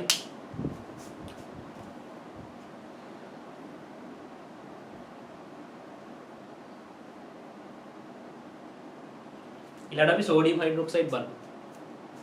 සෝඩියම් හයිඩ්‍රොක්සයිඩ් බලද්දී අපිට කොහොමද පැහැදිලි? දැන් බලන්න මේ සෝඩියම් ප්‍රතික්‍රියා කරන්නේ එතකොට ෆීනෝල වල හයිඩ්‍රජන් එක්කයි ඇල්ෆා මේ ෆීනෝල වල හයිඩ්‍රජන් එක්කයි අග්‍රස්ත හයිඩ්‍රජන් සහිත ඇල්කයින වල හයිඩ්‍රජන් එක්කයි මධ්‍යසාර වල හයිඩ්‍රජන් එක්කයි. ඔය තුන් දෙනා විතරයි. හරි? සෝඩියම් හයිඩ්‍රොක්සයිඩ් ගත්තොත් ඒත් එක්ක ප්‍රතික්‍රියා වෙනවද? ඔව්. ඇයි ඒ? ෆීනෝලත් එක්ක සෝඩියම් හයිඩ්‍රොක්සයිඩ් ප්‍රතික්‍රියා වෙනවා. හරි ෆීනෝලත් එක්ක සෝඩියම් හයිඩ්‍රොක්සයිඩ් ප්‍රතික්‍රියා වෙනවා එහෙනම් A ගන්න පුළුවන් තේරුණාද A ගන්න පුළුවන් ෆීනෝලත් එක්ක සෝඩියම් හයිඩ්‍රොක්සයිඩ් ප්‍රතික්‍රියා වෙනවා නිසා A ගන්න පුළුවන් තේරුණාද ෆීනෝලත් එක්ක සෝඩියම් හයිඩ්‍රොක්සයිඩ් ප්‍රතික්‍රියා කරනවා ඒ නිසා A හයිඩ්‍රජන් පරමාණුව ගන්න පුළුවන් ඊළඟට B ගන්න B හරියන්නේ නැහැ ඇයි අග්‍රස්ත හයිඩ්‍රජන් සහිත ඇල්කයින ආම්ලිකයි තමයි අග්‍රස්ත හයිඩ්‍රජන් සහිත ඇල්කයින ආම්ලිකයි තමයි එතකොට ඒ ආම්ලික හයිඩ්‍රජන් සෝඩියම් එක්ක ප්‍රතික්‍රියා වෙන්න තරම් ආම්ලිකයි නමුත් සෝඩියම් හයිඩ්‍රොක්සයිඩ් එක්ක ප්‍රතික්‍රියා වෙන්න තරම් එයා ආම්ලික නැහැ මේ අග්‍රස්ත හයිඩ්‍රජන් සහිත ඇල්කයින කියලා කියන්නේ ආම්ලිකතාව ඉතාමත්ම පල්ලෙහා හරි එයා මේ කාටද මධ්‍යසාර වලටත් වඩා ආම්ලිකතාවයෙන් අඩුයි හරි මධ්‍යසාර වලටත් වඩා ආම්ලිකතාව ගොඩාක් අඩුයි හරි එයා සෝඩියම් හයිඩ්‍රොක්සයිඩ් එක්ක ප්‍රතික්‍රියා වෙන්න තරම් ආම්ලික නැහැ කවුද අග්‍රස්ත හයිඩ්‍රජන් සහිත ඇල්කයින වල මේ හයිඩ්‍රජන් පරමාණු ඒ නිසා B හරියන්නේ නැහැ අග්‍රස්ත හයිඩ්‍රජන් සහිත ඇල්කයින සෝඩියම් හයිඩ්‍රොක්සයිඩ් එක්ක ප්‍රතික්‍රියා කරන්නේ නැහැ තේරුණාද එහෙනම් B හරියන්නේ නැහැ ඊළඟට බලන්න C ව හරියනවද කියන්නේ දැන් මේ C කියන්නේ කවුද මේ C හයිඩ්‍රජන් කියලා කියන්නේ මේ C වලින් නම් කරලා තියෙන හයිඩ්‍රජන් කියලා කියන්නේ සාමාන්‍ය මධ්‍යසාරය සාමාන්‍ය මධ්‍යසාරයක OH කාණ්ඩයක ඉන්න හයිඩ්‍රජන් තේරුම් ගන්න මධ්‍යසාර සාමාන්‍ය මධ්‍යසාර සෝඩියම් හයිඩ්‍රොක්සයිඩ් එක්ක ප්‍රතික්‍රියා කරන්නේ නැහැ හරි සාමාන්‍ය හයිඩ්‍රජන් මධ්‍යසාරත් එක්ක මේ සාමාන්‍ය මධ්‍යසාර සෝඩියම් හයිඩ්‍රොක්සයිඩ් එක්ක ප්‍රතික්‍රියා වෙන්නේ නැහැ හරි සාමාන්‍ය මධ්‍යසාර සෝඩියම් හයිඩ්‍රොක්සයිඩ් එක්ක ප්‍රතික්‍රියා වෙන්නේ නැහැ ඒ නිසා C ව ගන්න බෑ C පරමාණුව ගන්න බෑ මොකද C පරමාණුවේ ඉන්න OH කාණ්ඩය ගත්තොත් ඒ OH කාණ්ඩය ඇති වෙන්නේ සාමාන්‍ය මධ්‍යසාරයකට සාමාන්‍ය මධ්‍යසාර සෝඩියම් හයිඩ්‍රොක්සයිඩ් එක්ක ප්‍රතික්‍රියා වෙන්නේ නැහැ ඒ නිසා C ගන්න බෑ E කොහොමද ගන්න බෑනේ E මේ හයිඩ්‍රජන් ආම්ලික නැහැ හැබැයි තේරුම් ගන්න D හයිඩ්‍රජන් ගැන මොකද්ද කියන්නේ D හයිඩ්‍රජන් ගත්තොත් D හයිඩ්‍රජන් ආම්ලිකයි හරිද D හයිඩ්‍රජන් ආම්ලිකයි මෙයා ඇල්ඩිහයිඩයට කෙලින්ම ඇල්ඩිහයිඩේ කාබනයිල් කාබන් නේ ඇල්ඩිහයිඩේ මේ කාබන් යන කාබනයිල් කාබන් නේ તો ඇල්ඩිහයිඩේ කාබනයිල් කාබන්ට කෙලින්ම බැඳුණු කාබන් පරමාණු මෙයා ඇල්ෆා කාබන් ඒ ඇල්ෆා කාබන්ට බැඳුණු හයිඩ්‍රජන්ලා ඇල්ෆා හයිඩ්‍රජන් ඒ ඇල්ෆා හයිඩ්‍රජන්ලා ආම්ලික ඒ ඇල්ෆා හයිඩ්‍රජන්ලා ආම්ලික අපි දන්නවා ඇල්ඩෝල් සංගණනය තේරුම් ගන්න ඇල්ඩෝල් සංගණනයේදී වෙන්නේ අම්ල බෂ්ප ප්‍රතික්‍රියාවක් වගේ එකක් තමයි ඇයි ඇල්ඩෝල් සංගණනයේදී ඔයගොල්ලෝ ඇල්ඩෝල් සංගණනයේ යාන්ත්‍රණය දන්නවා බොහෝ විට දන්නවා ඇල්ඩෝල් සංගණනයේ යාන්ත්‍රණය ගත්තාම ඒ යාන්ත්‍රය පටන් ගන්නේ කොහොමද OH- කෙනෙක් මෙතන ඉන්න ඇල්ෆා හයිඩ්‍රජන් කෙනෙක්ට පහර දීමෙන් OH- අයනයක් නේ OH- අයනයක් මේ ඇල්ෆා හයිඩ්‍රජන්ට පහර දෙනවා ඉතින් OH- කෙනෙක් හයිඩ්‍රජන් කෙනෙක් ඇදලා ගන්නවා කියන්නේ මොකද්ද එතන අම්ල බෂ්ප ප්‍රතික්‍රියාවක් නේ OH- H+ එක්ක ප්‍රතික්‍රියා වීම කියලා කියන්නේ අම්ල බෂ්ප ප්‍රතික්‍රියාවක්නේ එතකොට ඇල්ඩෝල් සංගණන ප්‍රතික්‍රියාව පටන් ගන්නෙම OH- කෙනෙක් මෙතන ඇල්ෆා හයිඩ්‍රජන්ට පහර දීලා ඒ OH- එන්නේ කොහෙන්ද? ඇයි අපි තනක සෝඩියම් හයිඩ්‍රොක්සයිඩ් දාන ඇල්ඩෝල් සංගණනෙට. ඒ තනක සෝඩියම් හයිඩ්‍රොක්සයිඩ්ගෙන් එන OH- තමයි මෙතන ඇල්ෆා හයිඩ්‍රජන්ට පහර දෙන්නේ. තේරුණාද? ඒතකොට මේ හයිඩ්‍රජන් ආම්ලිකයි. ඒතකොට මේ හයිඩ්‍රජන් සෝඩියම් හයිඩ්‍රොක්සයිඩ් එක ප්‍රතික්‍රියා වෙනවා. හොඳම උදාහරණ ඇල්ඩෝල් සංගණන. ඇල්ඩෝල් සංගණනේදී වෙන්නේ ඒක තමයි. ඒ නිසා මෙතන හයිඩ්‍රජන් සෝඩියම් හයිඩ්‍රොක්සයිඩ් එක ප්‍රතික්‍රියා වෙනවා. එහෙනම් D. එහෙනම් ගන්න පුළුවන් කොහොමද? සෝඩියම් එක්ක ප්‍රතික්‍රියා කරන්නේ A B C හයිඩ්‍රජන් පරමාණු තුන විතරයි. සෝඩියම් හයිඩ්‍රොක්සයිඩ් එක ප්‍රතික්‍රියා කරන්නේ A සහ D හයිඩ්‍රජන් පරමාණු දෙක විතරයි. සෝඩියම් ගත්තොත් හරි සෝඩියම් ගත්තොත් ෆීනෝල් වල හයිඩ්‍රජන් ඊළඟට අග්‍රස්ත හයිඩ්‍රජන් සහිත ඇල්කයින් වල හයිඩ්‍රජන් ඒ වගේම මධ්‍යසාර වල හයිඩ්‍රජන් ප්‍රතික්‍රියා වෙනවා. සෝඩියම් එක්ක ඇල්ෆා හයිඩ්‍රජන් ප්‍රතික්‍රියා කරන්නේ මෙතන හයිඩ්‍රජන්ට ආම්ලිකතාවක් නැහැ. ඊළඟට සෝඩියම් හයිඩ්‍රොක්සයිඩ් එක ප්‍රතික්‍රියා වෙනවා සාමාන්‍ය මධ්‍යසාර ප්‍රතික්‍රියා කරන්නේ නැහැ. ෆීනෝල් එක්ක සාමාන්‍ය මධ්‍යසාරක හයිඩ්‍රජන් ප්‍රතික්‍රියා කරන්නේ නැහැ. ෆීනෝල් එක්ක ප්‍රතික්‍රියා කරනවා. ඒ හරි අග්‍රස්ත හයිඩ්‍රජන් සහිත ඇල්කයින් ප්‍රතික්‍රියා කරන්නේ නැහැ. ඒතර B වැරදි. C ගන්න බෑ. E ගන්න බෑ කොහොමද? E හයිඩ්‍රජන් ආම්ලික නැහැ. D ගන්න පුළුවන්. ඇයි ඇල්ඩෝල් සංගණනය මෙතන ඇල්ෆා හයිඩ්‍රජන් නාම්ලිකයි. හරි. සර් D ගන්න පුළුවන්. එහෙනම් සෝඩියම් හයිඩ්‍රොක්සයිඩ් A සහ D, sodium ABC. A B C. හරි. එහෙනම් ඔන්න අපි ඕගනික් ප්‍රශ්නේ එතනින් සම්පූර්ණයෙන් අවසන්. එහෙනම් අපි අවසාන ප්‍රශ්න දෙක බලමු. එතනින් සම්පූර්ණයෙන් ප්‍රශ්න පත්‍රය අවසන් වෙනවා. එහෙනම් අපි අවසාන ප්‍රශ්නේ බලමු. අවසාන ප්‍රශ්නේ අපිට කියනවා අවසාන ප්‍රශ්නේ සිම්පල් A කොටසේ පළවෙනි රෝම ඉලක්කම් 1ට කියනවා මැග්නීසියම් කාබනේට් වල සම්මත උත්පාදන එන්තල්පි යනුවෙන් ඔබ අදහස් කරන්නේ කුමක්ද? දැන් එන්තල්පි ප්‍රශ්නයක් මේක. හරි. මැග්නීසියම් කාබනේට් වල සම්මත උත්පාදන එන්තල්පිය. මොකද්ද සම්මත උත්පාදන එන්තල්පිය කියන්නේ ඉස්සල්ලාම? සම්මත උත්පාදන එන්තල්පිය කියන්නේ මොකද්ද? අපි කියනවා සම්මත තත්ත්වයටදී කිසියම් සංයෝගයක මවුලයක් හරිද? එහි සම්මත අවස්ථාවේ පවතින සංඝටක මූලද්‍රව්‍ය මගින් උත්පාදනය වීමේදී සිදුවන එන්තල්පි විපර්යාසය. හරිද? එහෙනම් දැන් මැග්නීසියම් කාබනේට් වලටනේ ඔක අපි අර්ථ ගන්නවන්න ඕනේ. එහෙනම් කොහොමද කියන්නේ? සම්මත තත්ත්වයටදී මැග්නීසියම් කාබනේට් මවුල එකක් එහි සම්මත තත්ත්වයේ පවතින මැග්නීසියම් කාබන් ඔක්සිජන් යන මූලද්‍රව්‍ය මගින් උත්පාදනය වීමේදී සිදුවන එන්තැල්පි විපර්යාසය. එතකොට හැම වෙලේම සංයෝගය හැදින්නේ මවුලේ. හරිද? එහෙනම් දැන් මේකට මම සමීකරණ ලියන්න කියන්නේ තුන්ත රසායනික ප්‍රතික්‍රියාව. කොහොමද ප්‍රතික්‍රියාව වෙන්නේ? සංඝටක මූලද්‍රව්‍ය මොනවද? මැග්නීසියම් කාබන් අනිත් එක ඔක්සිජන්. හරි. මෙතන මම පොඩ්ඩක් මෙහාට වෙන්න ලියන්න.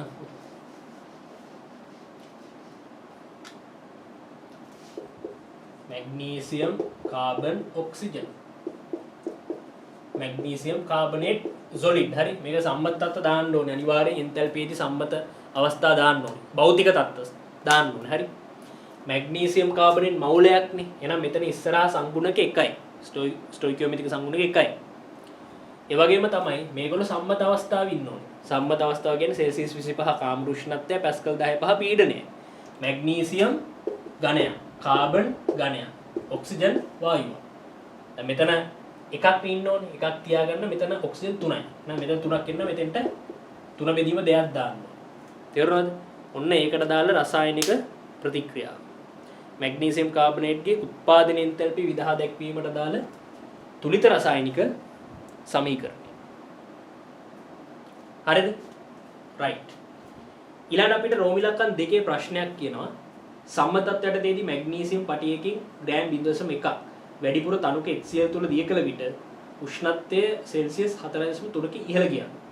එමේ HCl ද්‍රාවණයේම සමාන පරිමාණක උෂ්ණත්වය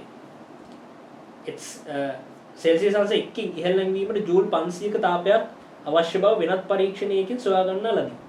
අදාළ ප්‍රතික්‍රියාව සඳහා තුලිත රසායන සමීකරණය මුලින්ම ලියන්න. හරිද? එහෙනම් දැන් මේක ඉවරනේ. එහෙනම් මේක මකන්න. දැන් මේ ඊළඟ අර ඕගොල්ලෝ මේ පොඩි කාලේ O level මට්ටමේදී කරලා තියෙන ප්‍රැක්ටිකල් එක. මොකද්ද කරලා තියෙන්නේ? මේ වගේ අපි මේ වගේ පද්ධතියක් අරගෙන මොකද්ද කරන්නේ?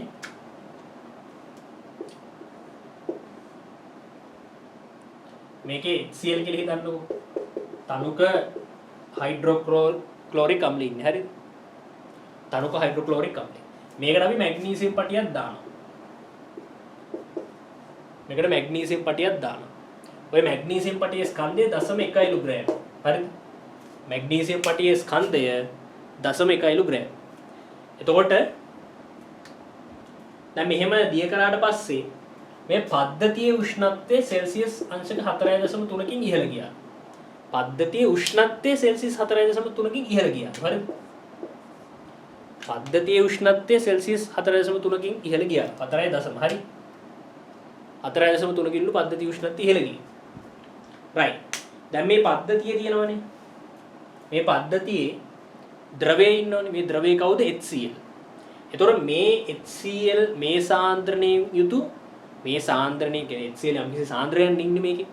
ඒ සාන්ද්‍රණයෙන්ම යුතු ඒහා සමාන පරිමාවක් යුතු වෙනත් HCl ද්‍රාවණයක් ගත්ත කියන්නේ. ඒ කියන්නේ දැන් මෙතන HCl හිතන්නකෝ ගන් ඩෙසිමීටර් මවුල 1.1ක් මෙයාගේ සාන්ද්‍රණය කියලා හිතන්න. හරි. මේ HCl ද්‍රාවණයෙම තව කොටසක් ගන්නවා. එතකොට එයාගේ සාන්ද්‍රණය කීයද? ගන් ඩෙසිමීටර් මවුල 0.1ම තමයි. එයාගින් මේ හා සමාන පරිමාවක්ම ගන්නවා. දැන් මෙතන හිතන්නකෝ ගන්න සෙන්ටිමීටර් 25ක් ගත්තා කියලා. එහෙනම් අර ද්‍රාවණිනුත් ගන්න සෙන්ටිමීටර් 25ක් වෙන් කරලා ගත්තා. දැන් ඕකට මොකද්ද කරා කියන්නේ? ඕකට අපි ප්‍රැක්ටිකල් එකක් කරා. මොකද්ද? එහෙම ද්‍රාවණයක් අරගෙන හරිද?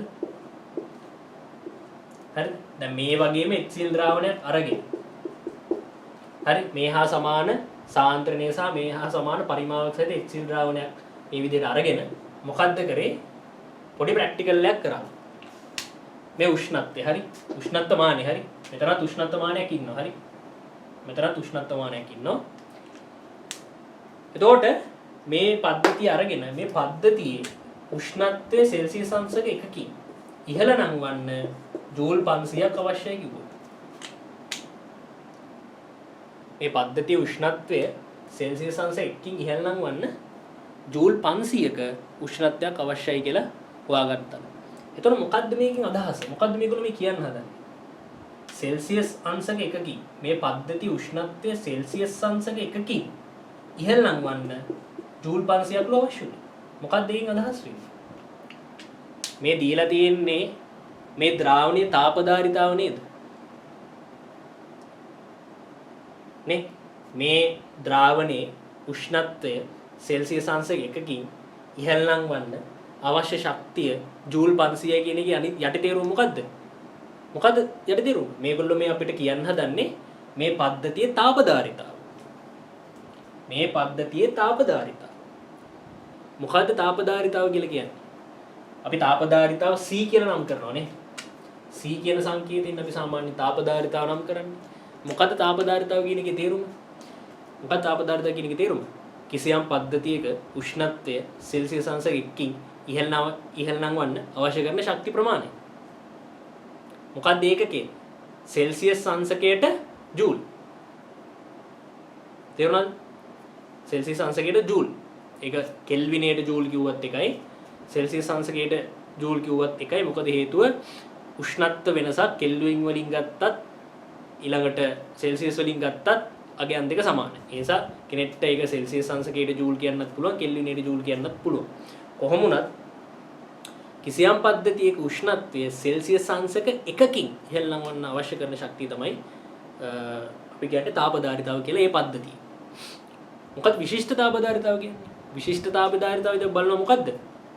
ස්කන්ධයක් නේ. ඒකක ස්කන්ධයක් සලකන. තාපදාරිතාව කියන්නේ කිසියම් පද්ධතියක උෂ්ණත්වය සෙල්සියස් අංශ 1කින් ඉහළ නංවන්න අවශ්‍ය කරන ශක්තිය. හැබැයි විශිෂ්ට තාපදාරිතාව කියලා කියන්නේ කිසියම් පද්ධතියක ඒකීය ස්කන්ධයක උෂ්ණත්වය. හරිද?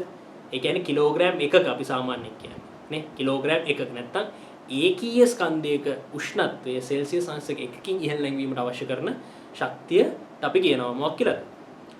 විශිෂ්ට තාපදාරිතාව කියලා. එහෙනම් දැන් මේ පද්ධතියේ උෂ්ණත්වය සෙල්සියස් අංශ 1කින් ඉහළ නංවන්න අවශ්‍ය කරන ශක්තිය ජූල් 500 කියලා අපි දීලා තියෙන්නේ. එහෙනම් මේ පද්ධතියේ විශිෂ්ට තාපදාරිතාව C කියලා ගත්තොත් එයා කීයද?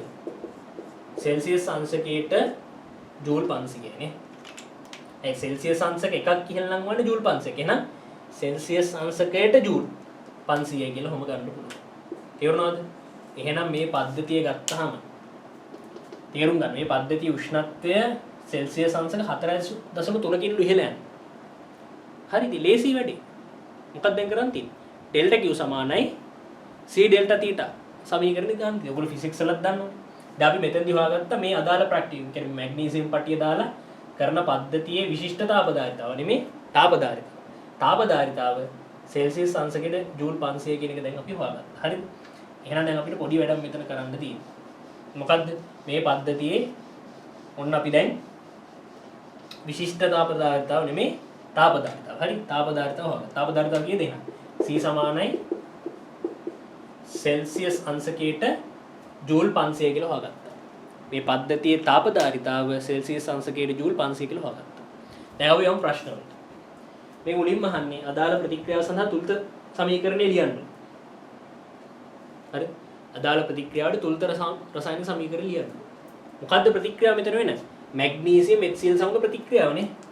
මොකද්ද වෙන්නේ? මැග්නීසියම්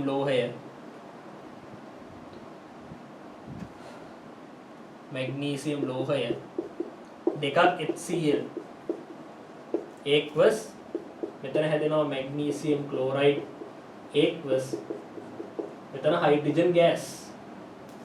ඔන්නෝක තමයි රසායනික ප්‍රතික්‍රියාව. ඒතර අනිවාර්යයෙන් මේ තුලිත රසායන මේ ප්‍රතික්‍රියාව තුලිත වෙන්න. තුලිත වෙන්න ඕනේ භෞතික தත්ත්ව තියෙනවා. හරි. මේ කාරණාවන් දෙකම තෘප්ත වෙන්න ඕන. මොනවද? තුලිත වෙන්න ඕනේ. අනිත් පැත්තෙන් භෞතික தත්ත්ව දාලා තියෙන්න. ඔය දෙකම තියෙන්න ඕනේ. ඒතර මැග්නීසියම් සොලිඩ් දෙකක් HCl aqueous magnesium chloride aqueous hydrogen gas කියලා ඔන්න ওই විදිහට අපිට ප්‍රතික්‍රියාව ලියන්න පුළුවන් ඉස්සෙල්ලා. ඔක රෝමිලක්කම් එකට අහන්න. දැන් රෝමිලක්කම් දෙක බලමු.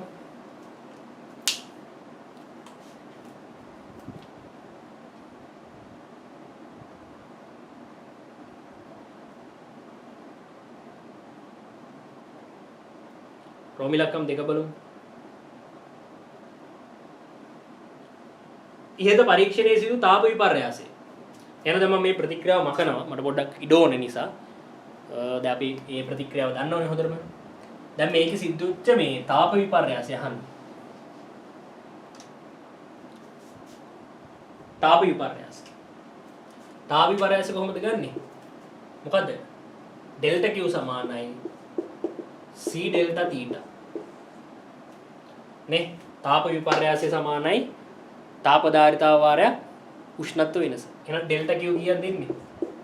C කියන්නේ 500යි. හරි? ඒක වැඩි කරන්න ඩෙල්ටා තීටා කියලා කියන්නේ 4.3යි. දැන් මේක මේ උෂ්ණත්ව වෙනස කෙල්වින් වලින් ගත්තත් 4.3ම තමයි උෂ්ණත්ව වෙනස. හරි. මේක සුළු කරාම උත්තරේ එනවා කීය දෙන්නේ?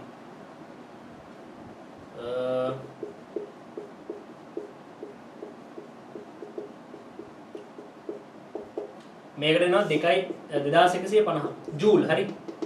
මොකද මෙතන විශිෂ්ට තාපධාරිතාව මේ තාපධාරිතාව ජූල් වලින් තියෙන්නේ. හරි. එහෙනම් ඩෙල්ටා Q වෙන්නේ ජූල් වලින්. එහෙනම් අපි මේ කෝකටත් මොකද්ද කරන්නේ? කිලෝ ජූල් කරමුනේ. ඒක අපි කෝකටත් කිලෝ ජූල් කරමු. කිලෝ ජූල් කරන්න මේක 1000න් බෙදන්න බෑ. එහෙනම් 2.15යි බිඳුවයි කියලා එනවා. හරි. කිලෝ ජූල් වලින් ගත්තොත් කීයද? 2.15 බිඳුව කියලා එනවා කිලෝ ජූල්. හරි. ඔන්න තාප විපර්යාසය. රෝමිලක්කම් 3 මැග්නීසියම් මවුලයක් සඳහා අදාළ ප්‍රතික්‍රියාවේ සම්මත එන්තල්පි විපර්යාසය. දැන් බලන්න මේකේ මැග්නීසියම් මවුලයකට අපෙන් අහන්නේ. දැන් මැග්නීසියම් ස්කන්ධය කීයද ප්‍රතික්‍රියාවට දාලා තියෙන්නේ? ග්‍රෑම් 0.1යි. එහෙනම් අපිට බලන්න පුළුවන් මොකද්ද? ප්‍රතික්‍රියාවට දාලා තියෙන මැග්නීසියම් දැන් ස්කන්ධෙන්නේ තියෙන. එහෙනම් මවුල ගන්න හොයන්නේ. දැන් අපි බලමු මවුල කීයකටද? කියන්නේ මවුල මැග්නීසියම් මවුල කීයක් ප්‍රතික්‍රියා කෙරෙව්වහමද මෙච්චර ශක්ති වෙනසක් සිද්ධ වුණේ කියලා. හරි. තේරුම් ගන්න මේක ධනද ඍණද? මේකේ ඒකකේ බලපාන. මේකේ ඒකකය ඍණ. හරි. මේක ධන උත්තරයක් ආවට මේකේ ඒකකේ ඍණ. මොකද මේක තාපදායක ප්‍රතික්‍රියාව. හරි. මේකේ ඒකකේ ඍණ. මේක තාපදායක ප්‍රතික්‍රියාව. හරි. ඉතින් නිකම්ම පැහැදිලිනේ නේ. ලෝහයක් අම්ලයක දී වෙනවා කියලා කියන්නේ මොකද්ද වෙන්නේ? තාපදායකයි. එතනදී ශක්තිය පිටවීමක් සිද්ධ වෙන්නේ. හරි. එනිසා දැන් මෙතන මේ ධන උත්තරය ධන 2150 කියලා ආවට ඒක ඍණ. හරි. එනිසා මෙතන අවසාන උත්තරේ දාද්දී ඕගොල්ලෝ ධන 2.15 බිඳුව කියලා දැම්මම කමන්නේ නැහැ. ඊට පස්සේ තව පියවරකින් ඕගොල්ලෝ මේක ඍණ 2.15 බිඳුවයි කිලෝ ජූල් කියලා ලියන්න. වරහන් ඇතුලේ පුළුවන් නම් තාපදායක ප්‍රතික්‍රියාවක් නිසා කියලා ලියන්න. ඒක ඍණ. හරි. right. now රෝමිලක්කම් 3ට යනවා.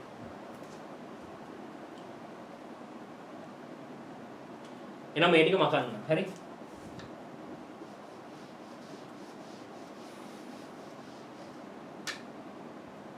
රෝමිලක්කම් 3 අපි බලමු. ප්‍රතික්‍රියාවට දායක වූ මැග්නීසියම් සොලිඩ් මවුල ප්‍රමාණය. හරි. ප්‍රතික්‍රියාවට දායක වෙච්ච මැග්නීසියම් ලෝහ මවුල ප්‍රමාණය බලන්න. 0.1 ග්‍රෑම්. ඒක බෙදන්න 24. උත්තරේ 0.1 බෙදීම 24යි කියලා එනවා. හරි. 0.1 බෙදීම 24. මෙතන 24යි. හරි. මවුල 0.1 බෙදීම 24යි කියලා එනවා. ප්‍රතික්‍රියාවට දායක වෙච්ච මැග්නීසියම් මවුල ප්‍රමාණය. තේරුණාද? මැග්නීසියම් මවුල ප්‍රමාණය. දැන් මැග්නීසියම් දාලා තියෙන 0.1ක ස්කන්ධයක්. එහෙනම් මවුල ප්‍රමාණය 0.1 බෙදීම 24. හරි? එහෙනම් මවුලයකට බලන්නේ කොහොමද? දැන් මෙච්චර මවුල ප්‍රමාණයකට තමයි. හරි? මෙච්චර මවුල ප්‍රමාණයකට තමයි කීයද? ඍණ 2.15යි බිඳුවයි කිලෝජූල් වැය වුණේ. තේරුණාද? මෙච්චර මවුල ප්‍රමාණයකට තමයි ඍණ 2.15 බිඳුව කිලෝජූල් වැය වුණේ නේ. එච්චරන්නේ ආවේ. 500 වැඩි කිරීම 43යි.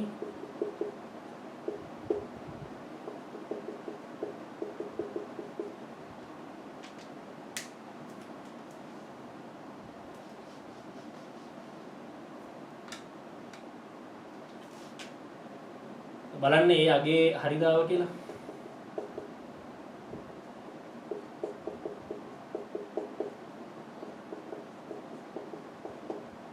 ඔය 2.15 හරි. તો ඍණ 2.15 බිඳුවයි. හරි. ඒ කියන්නේ මැග්නීසියම් මෙච්චර මවුල ගන්නකට පිට උනේ මෙච්චර ශක්තිය. එහෙනම් මවුලයකට බලන්න කොහොමද හොයන්නේ?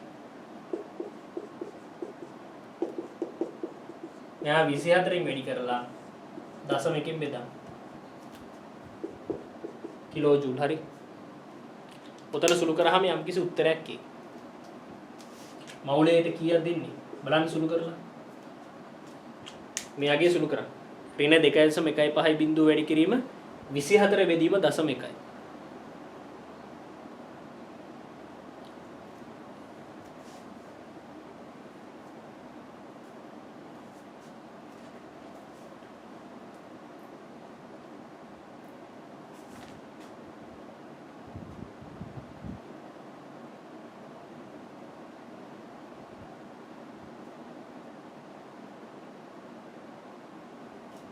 බලන්න. දැන් සුළු කරාම එන්නේ කීයක්ද?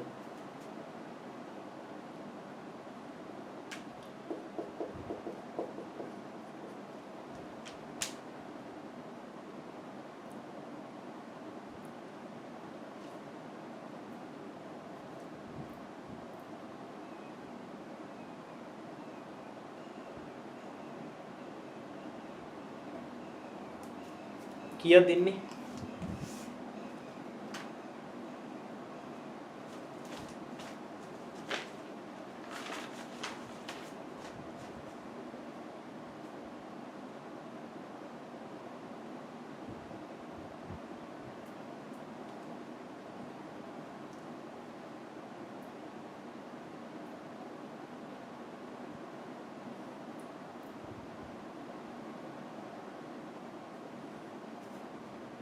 සුළු කරලා ගන්න.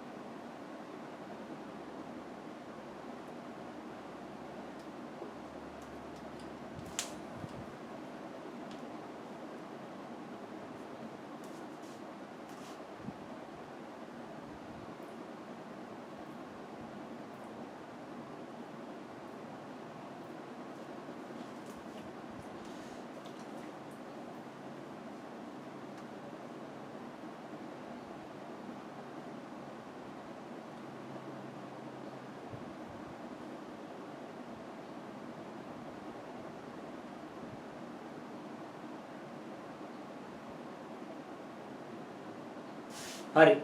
මෙතන සුළු කරාම කී දෙන්නේ?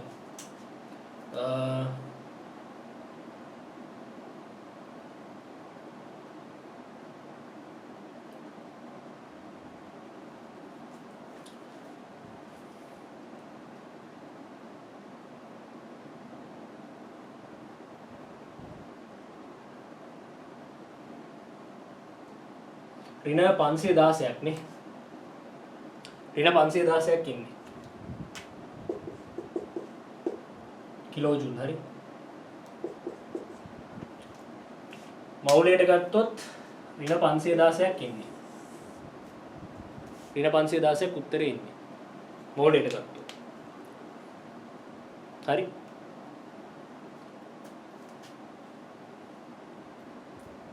ඍණ 516ක් ඉන්නේ.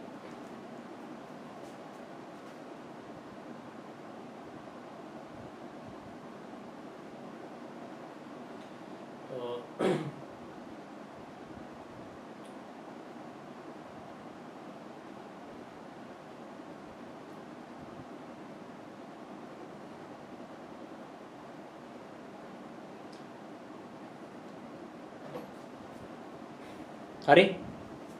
එහෙනම් ඔන්න මවුලයට මැග්නීසියම් මවුලයක් මේ ප්‍රතික්‍රියාවට සහභාගී වුණොත් සිද්ධ වෙන එන්තැල්පි විපර්යාසය නැත්නම් තාප විපර්යාසය ගත්තොත් ඍණ 516 කිලෝ ජූල්. දැන් මවුලයට බලන නිසා සම්මත එන්තැල්පි විපර්යාසය.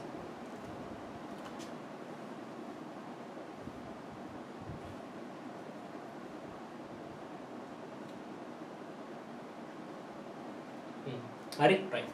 එහෙනම් මේක මකනවා හරි.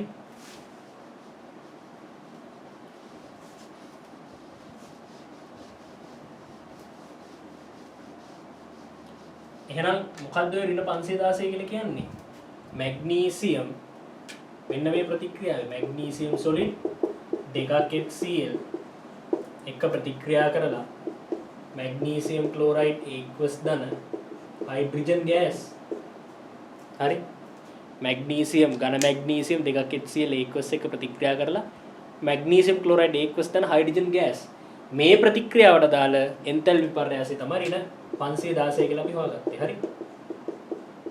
ඒක අපි ලියන්න ඕනේ මවුලයට කිලෝ ජූල්. හරි. මවුලයට කිලෝ ජූල්. මේ ප්‍රතික්‍රියාවට අදාළ මොකද්ද? එන්තැල්පි විපර්යාසය ඍණ 516. තේරුණාද? ඍණ 516. එහෙනම් ඔගේ අවසාන කොටස බලමු රෝම ඉලක්කම් 4. රෝම ඉලක්කම් 4 බලන්න.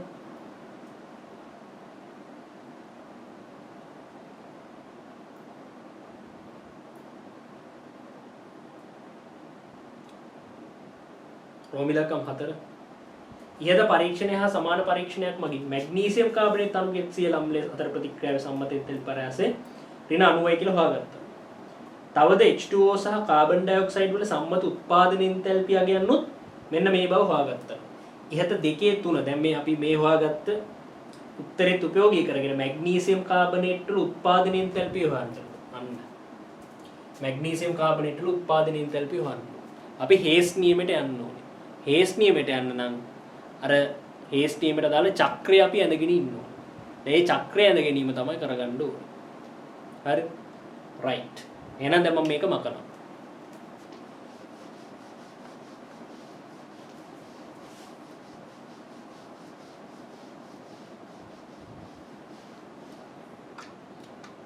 මේක මකනවා. හරි. එතකොට අපෙන් අහන්නේ මැග්නීසියම් කාබනේට් වල උත්පාදන එන්තැල්පි. මැග්නීසියම් කාබනේට් වල උත්පාදනයට අදාළ සමීකරණේ මේකනේ. මෙහෙම. හරි. ඕකනේ. මේක තමයි උත්පාදනයට අදාළ සමීකරණය. ඒ වගේම තමයි අපි දන්නවා මොකද්ද මැග්නීසියම් කාබනේට් HCl සමග ප්‍රතික්‍රියාව. දැන් මේ අපි මේ ඉස්සෙල්ලා හෙව්වේ මැග්නීසියම් HCl සමග ප්‍රතික්‍රියාවෙන් තමයි විපර්යාසනේ. ඔය වගේම වෙන ප්‍රැක්ටිකල් එකකින් මැග්නීසියම් කාබනේට් HCl සමග ප්‍රතික්‍රියාවේ එන්තැල්පි විපර්යාසය හොයාගෙන තියෙනවා. හරි. එහෙනම් මැග්නීසියම් කාබනේට් HCl සමග ප්‍රතික්‍රියාවටත් අපිට පුළුවන් මොකක් කරන්නද? සමීකරණයක් ලියන්න. දැන් මෙතන අපිට පුළුවන් මැග්නීසියම් මේ පැත්තට මම දෙකක් HCl දානවා. දෙකක් HCl දැම්මහම මොකද්ද වෙන්නේ? කියන්න බලන්න.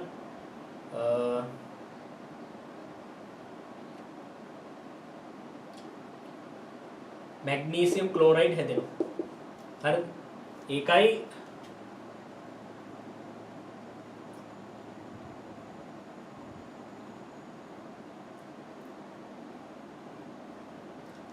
මේක අපි මීට වඩා හොඳ ක්‍රමයක් තියනවද? ඒක ලියන්න පුළුවන්.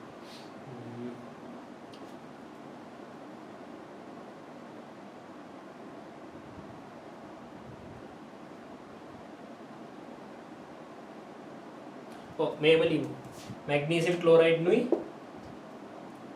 හයිඩ්‍රජන් එහෙනම් මෙහෙම කරමු. මම මේක පොඩ්ඩක් එන අනිත් වෙන විදිහකට ලියන්නම්කො නේ.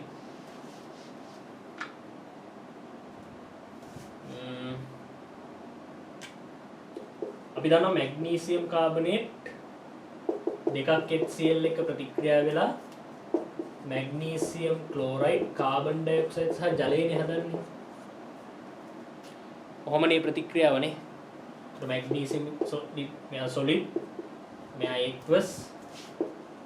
එක්වස් කාබන් ඩයොක්සයිඩ් ගත්තාම එයා ගෑස් මෙයා ලික්විඩ්. කොහොමනේ? ඒ වගේ තමයි මැග්නීසියම් කාබනේට් වල උත්පාදනය මට ලියන්න පුළුවන් මෙහෙම.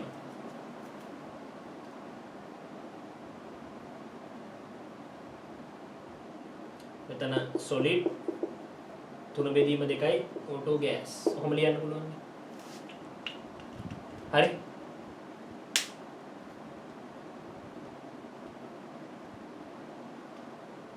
ඔහොම ලියන්න පුළුවන්. ඊළඟට දැන් මෙතනින් පෙන්නුම් කරන්නේ මැග්නීසියම් කාබනේට් HCl සමග ප්‍රතික්‍රියාවනේ. ඒ වගේම තමයි මට පුළුවන් අනිත් පැත්තට මෙහෙම වැඩක් කරන්න. මොකද්ද?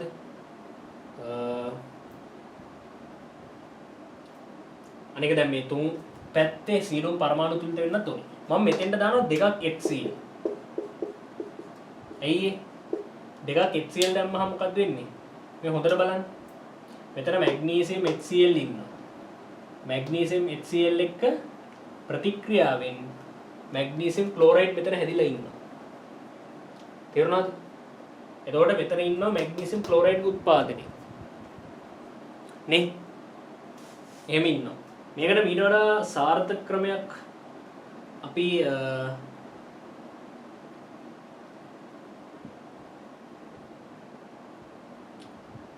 ඊට වඩා සාර්ථක ක්‍රමයක් අපි බලමුනේ.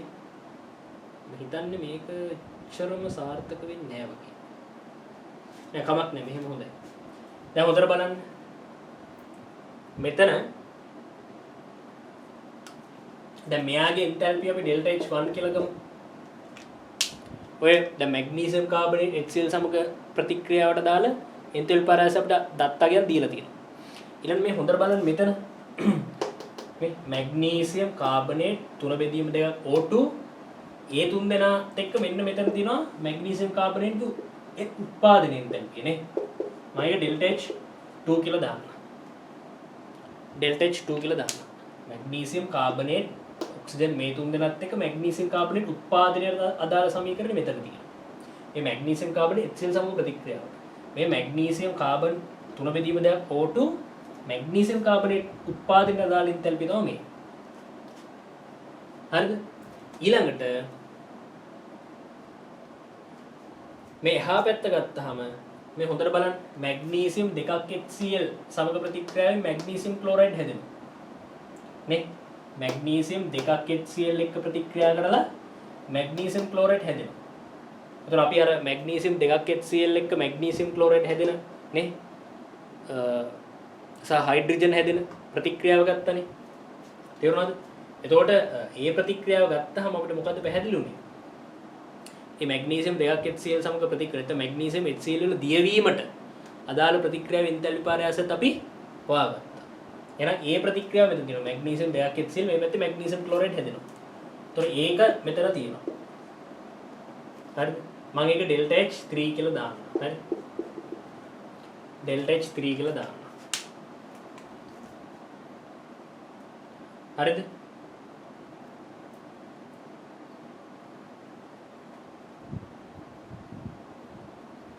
ඊළඟට මෙතන බලන්න මේ කාබන් මෙතන O2 හරි මෙතන කාබන් මෙතන ඔක්සිජන් කියන O2 හරි වායුමය O2 මවුලයක් අරගෙන කාබන් ඩයොක්සයිඩ් හැදිලා තියෙනවා.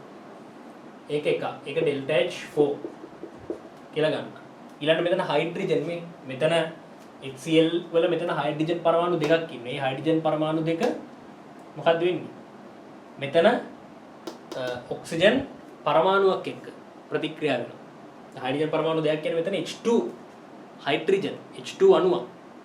හයිඩ්‍රජන් පරමාණු දෙකක් එකතු වෙනවා කියන්නේ හයිඩ්‍රජන් අණුවක්නේ. ඒ හයිඩ්‍රජන් අණුව මෙතන ඔක්සිජන් පරමාණුවක් එක්ක හරි. තේරුණාද? ඔක්සිජන් පරමාණුවක් එක්ක ප්‍රතික්‍රියා වෙනවා. ප්‍රතික්‍රියා වෙලා ජලය උත්පාදනය වෙනවා. එහෙනම් ඒක මෙහෙම දාන්න ඕනේ. හරි. එහෙනම් එතන ඒ ජලයේ උත්පාදනයේ එන්තැල්පියක් අගයකුත් තියෙනවා. ඒක ඩෙල්ටා H 5 කියලා මම දානවා. දැන් හේස් නියමය දාන්න තමයි තියෙන්නේ.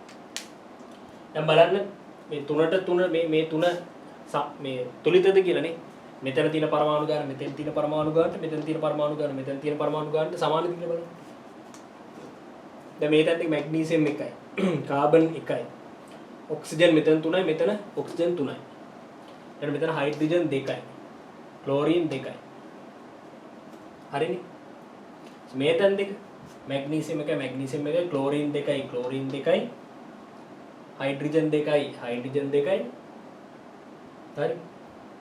කාබන් 1යි කාබන් 1යි මෙතන ඔක්සිජන් 2යි මෙතන එකත් එක්ක ඔක්සිජන් 3යි.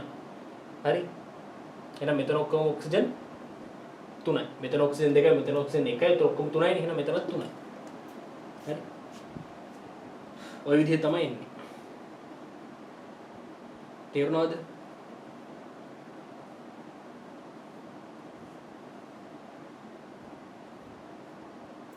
එහෙනම් අපි දැන් හේස් නියම දාමු. කොහොමද හේස් නියම දාන්නේ? ඊතල යන පැත්තනේ අර නිකන් දෛශික වගේ ඉන්නේ. කොහොමද එකතු කරන්නේ? ඩෙල්ටා H2 ධන ඩෙල්ටා H1 මේ ඊතල යන්නේ මෙහෙම යන්නේ. එහෙනම් ඩෙල්ටා H2 ධන ඩෙල්ටා H1 හරි. ඩෙල්ටා H2 ධන ඩෙල්ටා H1 සමානයි. හරි. ඩෙල්ටා H2 නේ. ඩෙල්ටා H2 ධන ඩෙල්ටා H1 සමානයි. මේ තුන් දෙනාගේ එකතුනේ. ඩෙල්ටා H3 ධන ඩෙල්ටා H4 ධන ඩෙල්ටා H5.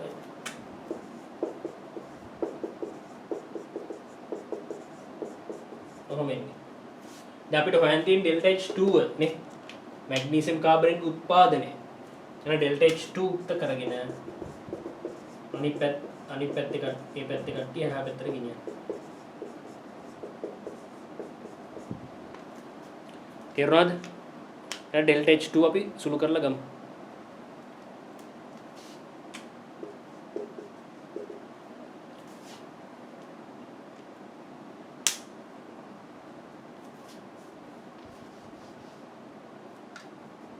මෙතරම ගමුනේ.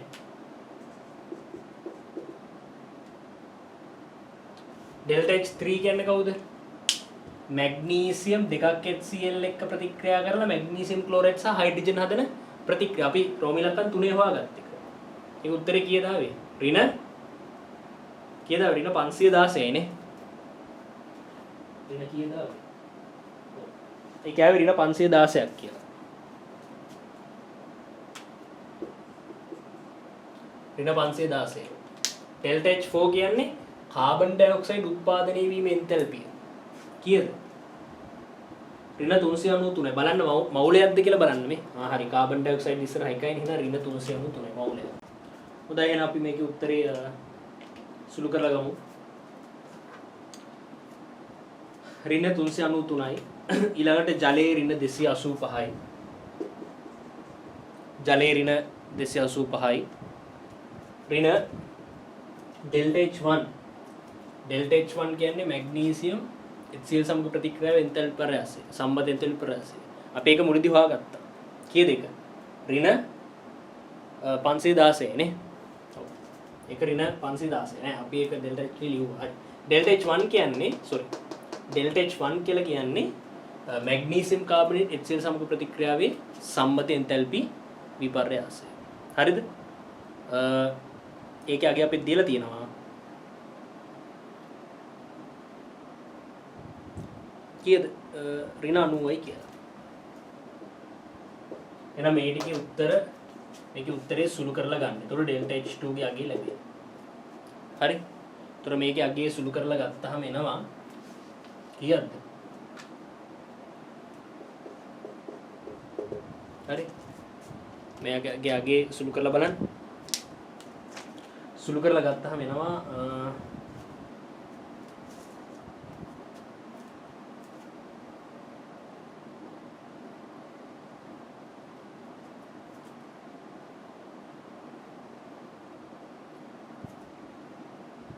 ඍණ 516යි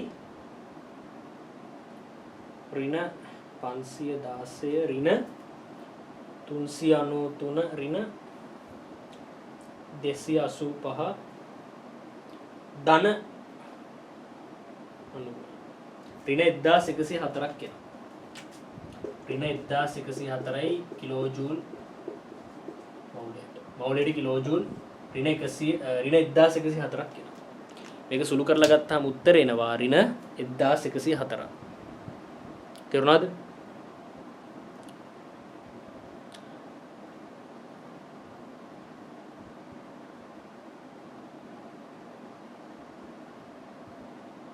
ඍණ 1104ක් යනවා. මේක සුළු කරලා ගත්තාම හරි. ඍණ 1104. එහෙනම් අපි සම්පූර්ණයෙන්ම එන්තැල්පිය ගාන එතනින් අවසන් වෙනවා. එහෙනම් අපි අවසානම කොටසට යමු ප්‍රශ්න පත්‍රය. සිම්පල් C කොටස. එහෙනම් මේක මකමු. හරි. එහෙනම් අපි අවසානයකට යමු සිම්පල් C. ඒකේ සත්‍ය අසත්‍ය එකක් තියෙනවා.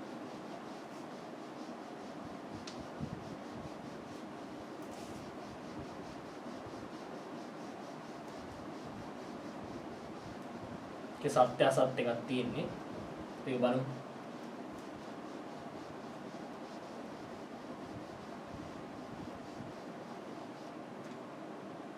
හරි. හරි. C කොටස බලමු. අවසානම කොටස. හරි. ඒකේ අහනවා සත්‍ය නම් T අසත්‍ය නම් false. අක්ෂරය ඉදිරියෙන් ලියන්න කියලා කියනවා. රෝම ඉලක්කම් 1ට අහනවා. රෝම ඉලක්කම් 1 පළවෙනි එකට අහනවා. එකිනෙකට ලම්බක අක්ෂ ඔස්සේ පිහිටන කාක්ෂික දෙකක් පාර්ශවික අතිච්ඡාදනයෙන් ෆයි බන්ධන හැදෙනවා. තේරුම් ගන්න දැන් ෆයි බන්ධනයක් කියලා කියන්නේ දැන් අපි දන්නවා දැන් S කාක්ෂික දෙකක් රේඛීය අතිච්ඡාදනය වුණොත් එතන සිග්ම බන්ධනයක් හැදෙනවා.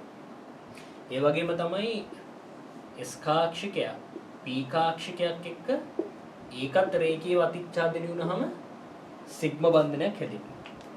හරි. ඒතර හැම වෙලේම මොකද්ද? S කාක්ෂික දෙකක් නැත්නම් SP කාක්ෂික දෙකක් රේඛීය අතිච්ඡාදනය වුණාම තමයි සිග්ම බන්ධනයක් හැදෙන්නේ. හරිද? හැබැයි ෆයි බන්ධනයක් හදන්න නම් මොකද්ද වෙන්න ඕනේ? ෆයි බන්ධනයක් හදන්න නම් පාර්ශවිකව තමයි අතිච්ඡාදනය වෙන්න ඕනේ. ඒ කියන්නේ මේකේ P කාක්ෂික අපි ගන්නෙ. ඒතර P කාක්ෂික දෙක පාර්ශවිකව අතිච්ඡාදනය වීම අත්‍යවශ්‍යයි. මොකක් වෙන්නද? ෆයි බන්ධනයක් හදන්න. මේ විදිහට පාර්ශවික අතිච්ඡාදනය වුණාම තමයි ෆයි බන්ධනයක් හදන්නේ. දැන් මේ ප්‍රශ්نين කියන්නේ මේ ෆයි බන්ධනය හදන්න දායක වෙච්ච මේ P කාක්ෂික දෙක මොකද්ද? එකිනෙකට ලම්බක අක්ෂ ඔස්සේලු පිහිටන්නේ. දැන් ඒක හරිද වැරදිද? ඒක වැරදි. එකිනෙකට ලම්බක අක්ෂ ඔස්සේ නෙමෙයි ඉන්නේ. දැන් නිකන් හිතන්න එකිනෙකට ලම්බක අක්ෂ ඔස්සේ ඉන්න P කාක්ෂික දෙකක් අතිච්ඡාදනය වෙනවා කියන එකේ තේරුම මොකද්ද? ඒකේ තේරුම මොකද්ද? දැන් නිකන් හිතන්නකො මෙහෙම y අක්ෂයේ තියෙනවා. y අක්ෂයට ලම්බක අක්ෂය කියලා කියන්නේ x අක්ෂය. එතකොට දැන් මෙහෙම y අක්ෂයේ ඉන්නවා P කාක්ෂිකයක්. දැන් මේ කියන විදිහට අතිච්ඡාදනය වෙන්න ඕන අනිත් කාක්ෂිකේ කොහොමද තියෙන්නේ එහෙනම්? x අක්ෂය මත. ඒ කියන එක ලම්බකයි කියනවනේ. දැන් මෙහෙම එකිනෙකට ලම්බක දෙකක් අතිච්ඡාදනය වීමක් සිද්ධ වෙන්නේ නැහැ නේ. මෙහෙම P කාක්ෂිකයක් තියෙනවා, මෙහෙට P කාක්ෂික දෙයක් තියෙනවා. මේ P කාක්ෂිකේ මේ P කාක්ෂිකේ අතිච්ඡාදනය වෙන්න ක්‍රමයක් නැහැ. එහෙනම් ඒ උත්තරේ වැරදි. එකිනෙකට ලම්බක නෙමෙයි. එකිනෙකට සමාන්තර වෙන්න. ඒ කියන්නේ මොකද්ද? එකිනෙකට සමාන්තරයි කියන එකේ තේරුම මොකද්ද? දැන් නිකන් හිතන්නකෝ අපි ගමු මෙහෙම y අක්ෂයක්. මෙහෙම y අක්ෂයක් මත ඉන්නවා P කාක්ෂිකයක්. ඒ වගේම තමයි මේ අක්ෂයට සමාන්තර තවත් කිසියම් අක්ෂයක් ගත්තොත් ඒ අක්ෂ මතත් ඉන්නවා P p කාක්ෂිකය. තේරුම් ගන්න මේ අක්ෂය මත ඉන්නවා කියලා කියන්නේ මේ උඩ අතරනේ. ඒක ලම්බ අතර ඉන්න බෑ. මේ දෙන්න අතිච්ඡාදනය වුණොත් ෆයි බන්ධනයක් හදන්න පුළුවන්. එහෙනම් එකිනෙකට ලම්බක අක්ෂ කියන එක වැරදි. එකිනෙකට සමාන්තර අක්ෂ වෙන්න ඕනේ. හොඳම උදාහරණයක් ගමු නයිට්‍රජන් Y කෙනෙක් ගන්නකො. දැන් නයිට්‍රජන් Y කෙනෙක් ගත්තොත් හරිද? දැන් නයිට්‍රජන් පරමාණු දෙකක් එකතු වෙලා මේ විදිහට බන්ධනයක් හදනවානේ. ඒතර මේකේ බලන්න ෆයි බන්ධන මෙතන ෆයි බන්ධන දෙකක් තියෙනවා. ෆයි බන්ධන දෙකයි සිග්මා බන්ධනය. කොහොමද මේ බන්ධන දෙක හැදිලා තියෙන්නේ? හැදිලා තියෙන්නේ කොහොමද? මෙතන ෆයි බන්ධන දෙකයි සිග්මා බන්ධි කොහොමද හැදිලා තියෙන්නේ? දැන් අපි එක පරමාණුවක් ගමු. හරිද? දැන් අපි ගමු එක පරමාණුවකට අපි එක නයිට්‍රජන් පරමාණුවකට ඇදලා මෙතන අපි අනිත් නයිට්‍රජන් පරමාණුව නදුවා. හරිද? දැන් මේ දෙක ලම්බයි. සහ මේ අක්ෂ දෙකටම ලම්බක තව Z අක්ෂයකුත් ඉන්නවනේ. එකිනෙකට ලම්බකයි. හරි? මොම Z අක්ෂයක් ඉන්නවා. දැන් තව අනිත් නයිට්‍රජන් පරමාණුව ගමු. එයාගේ Y අක්ෂෙත් මෙහෙමයි. ඒ වගේම තමයි එයාගේ X අක්ෂෙත් මෙහෙමයි. හරිද? එයාගේ Z අක්ෂෙත් මෙහෙමයි. හරිද? එතකොට මොකද්ද වෙන්නේ? මේ y අක්ෂය මත ඉන්නවා එක p කාක්ෂිකයක්. ඒ වගේම තමයි x අක්ෂය මත ඉන්නවා තවත් කාක්ෂිකයක්. ඒ වගේම තමයි z අක්ෂය මත ඉන්නවා තවත් කාක්ෂිකයක්. හරි? ඊළඟ මෙතන මේ පරමාණුවෙත් y අක්ෂය මත ඉන්න එක කාක්ෂිකයක්. x අක්ෂය මතත් ඉන්න තව කාක්ෂිකයක්. z අක්ෂය මතත් ඉන්නවා තව කාක්ෂිකයක්. හරිද? ඒතර මේ දෙන්නාගේ කොහොමද අතිච්ඡාදනය වීම වෙන්නේ? දැන් මෙතන එක ඉලෙක්ට්‍රෝනය, මෙතන එක ඉලෙක්ට්‍රෝනය, මෙතන එක ඉලෙක්ට්‍රෝනය. නයිට්‍රජන් ගෙහෙම ඉන්නේ. මෙතන එක ඉලෙක්ට්‍රෝනය, මෙතන එක ඉලෙක්ට්‍රෝනයයි ඊළඟට මෙතන තව ඉලෙක්ට්‍රෝනය. ඒතර මේ ඉලෙක්ට්‍රෝන දෙක මේ ඉලෙක්ට්‍රෝන දෙකට කොහොමද යුගලණය වෙන්නේ? මෙතන මේ x අක්ෂය මත තියෙන p කාක්ෂිකයයි මෙතන x අක්ෂය මත තියෙන p කාක්ෂිකයයි රේඛීයව අතිච්ඡාදනය වෙලා. ඒතර මෙතනින් හැදින්නේ සිග්මා බන්ධනය. ඒ වගේම තමයි මේ y අක්ෂය මත ඉන්න p කාක්ෂිකයයි මේ y කාක්ෂිකයේ මත මේ y අක්ෂය මත ඉන්න p කාක්ෂිකයයි මේ y අක්ෂය මත ඉන්න p කාක්ෂිකයයි මොකද්ද වෙන්නේ? එකිනෙකට කොහොමද අතිච්ඡාදනය වෙන්නේ? පාර්ශවික. මේ දෙන්න එකිනෙකට පාර්ශවික අතිච්ඡාදනය වෙලා එතනින් ෆයි බන්ධනයක් හැදෙනවා. ඒ වගේ තමයි මේ z අක්ෂයයි මේ z අක්ෂය මත ඉන්න p කාක්ෂික දෙක මොකද වෙන්නේ? අතිච්ඡාදනය වෙලා ෆයි බන්ධනයක් හැදෙනවා. එහෙමයි ෆයි බන්ධන දෙක හැදින්නේ නයිට්‍රජන් වල. තේරුම් ගන්න. ඒතකොට මේ ෆයි බන්ධනය හැදෙන්න හේතු වෙච්ච නේ කාක්ෂික දෙක බලන්න. දැන් මේ හිතන y අක්ෂය මත ඉන්න කාක්ෂික දෙක බලන්න. මේ y අක්ෂය මත ඉන්න කාක්ෂික දෙක පාර්ශවික අතිච්ඡාදනය වෙලා ෆයි බන්ධනය හැදලා තියෙනවා. ඒ වගේම තමයි ඒ y අක්ෂ දෙක ගත්තොත් මොකද වෙන්නේ? ඒ y අක්ෂ දෙක එකිනෙකට සමාන්තරයි. මේ y අක්ෂය මේ y අක්ෂය එකිනෙකට සමාන්තරයි. ඊළඟට මේ ෆයි බන්ධනය බලන්න. මෙතන y ටයි x ටයි ලම්බකව යන තලයේ ඉන්න z අක්ෂය බලන්න. ඒ z අක්ෂයයි මේ y සහ x ට ලම්බක තලයක යන z අක්ෂය බලන්න. ඒ අක්ෂ දෙක එකිනෙකට සමාන්තරයි. දැන් ඒ අක්ෂ මත ඉන්න කාක්ෂික එකිනෙකට අතිච්ඡාදනලානේ ෆයි බන්ධනය හැදලා තියෙන්නේ. ඒ වගේම මේ කාක්ෂික පිහිටන අක්ෂ ගත්තොත් ඒ අක්ෂ එකිනෙකට සමාන්තරයි. ඒ නිසා මේ ලම්බකයි කියන එක වැරදි. එහෙනම් රෝමි ලක්කම් එකට උත්තරේ false. හරිද? F එන්නේ වැරදි.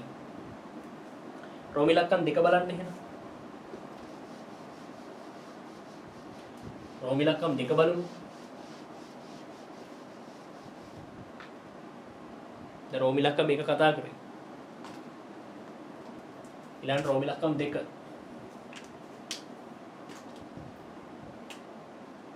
මොකක්ද ඒ කියන්නේ? NF3 සහ BF3 යන දෙකෙහිම මධ්‍ය පරමාණුවේ සංයුක්තාවච ඉලෙක්ට්‍රෝන අෂ්ටකයක් ලැබී ඇත. ඒක වැරදි. NF3 බලන්න NF3 කියන්නේ පිරමීඩාකාර හැඩයක්. මේ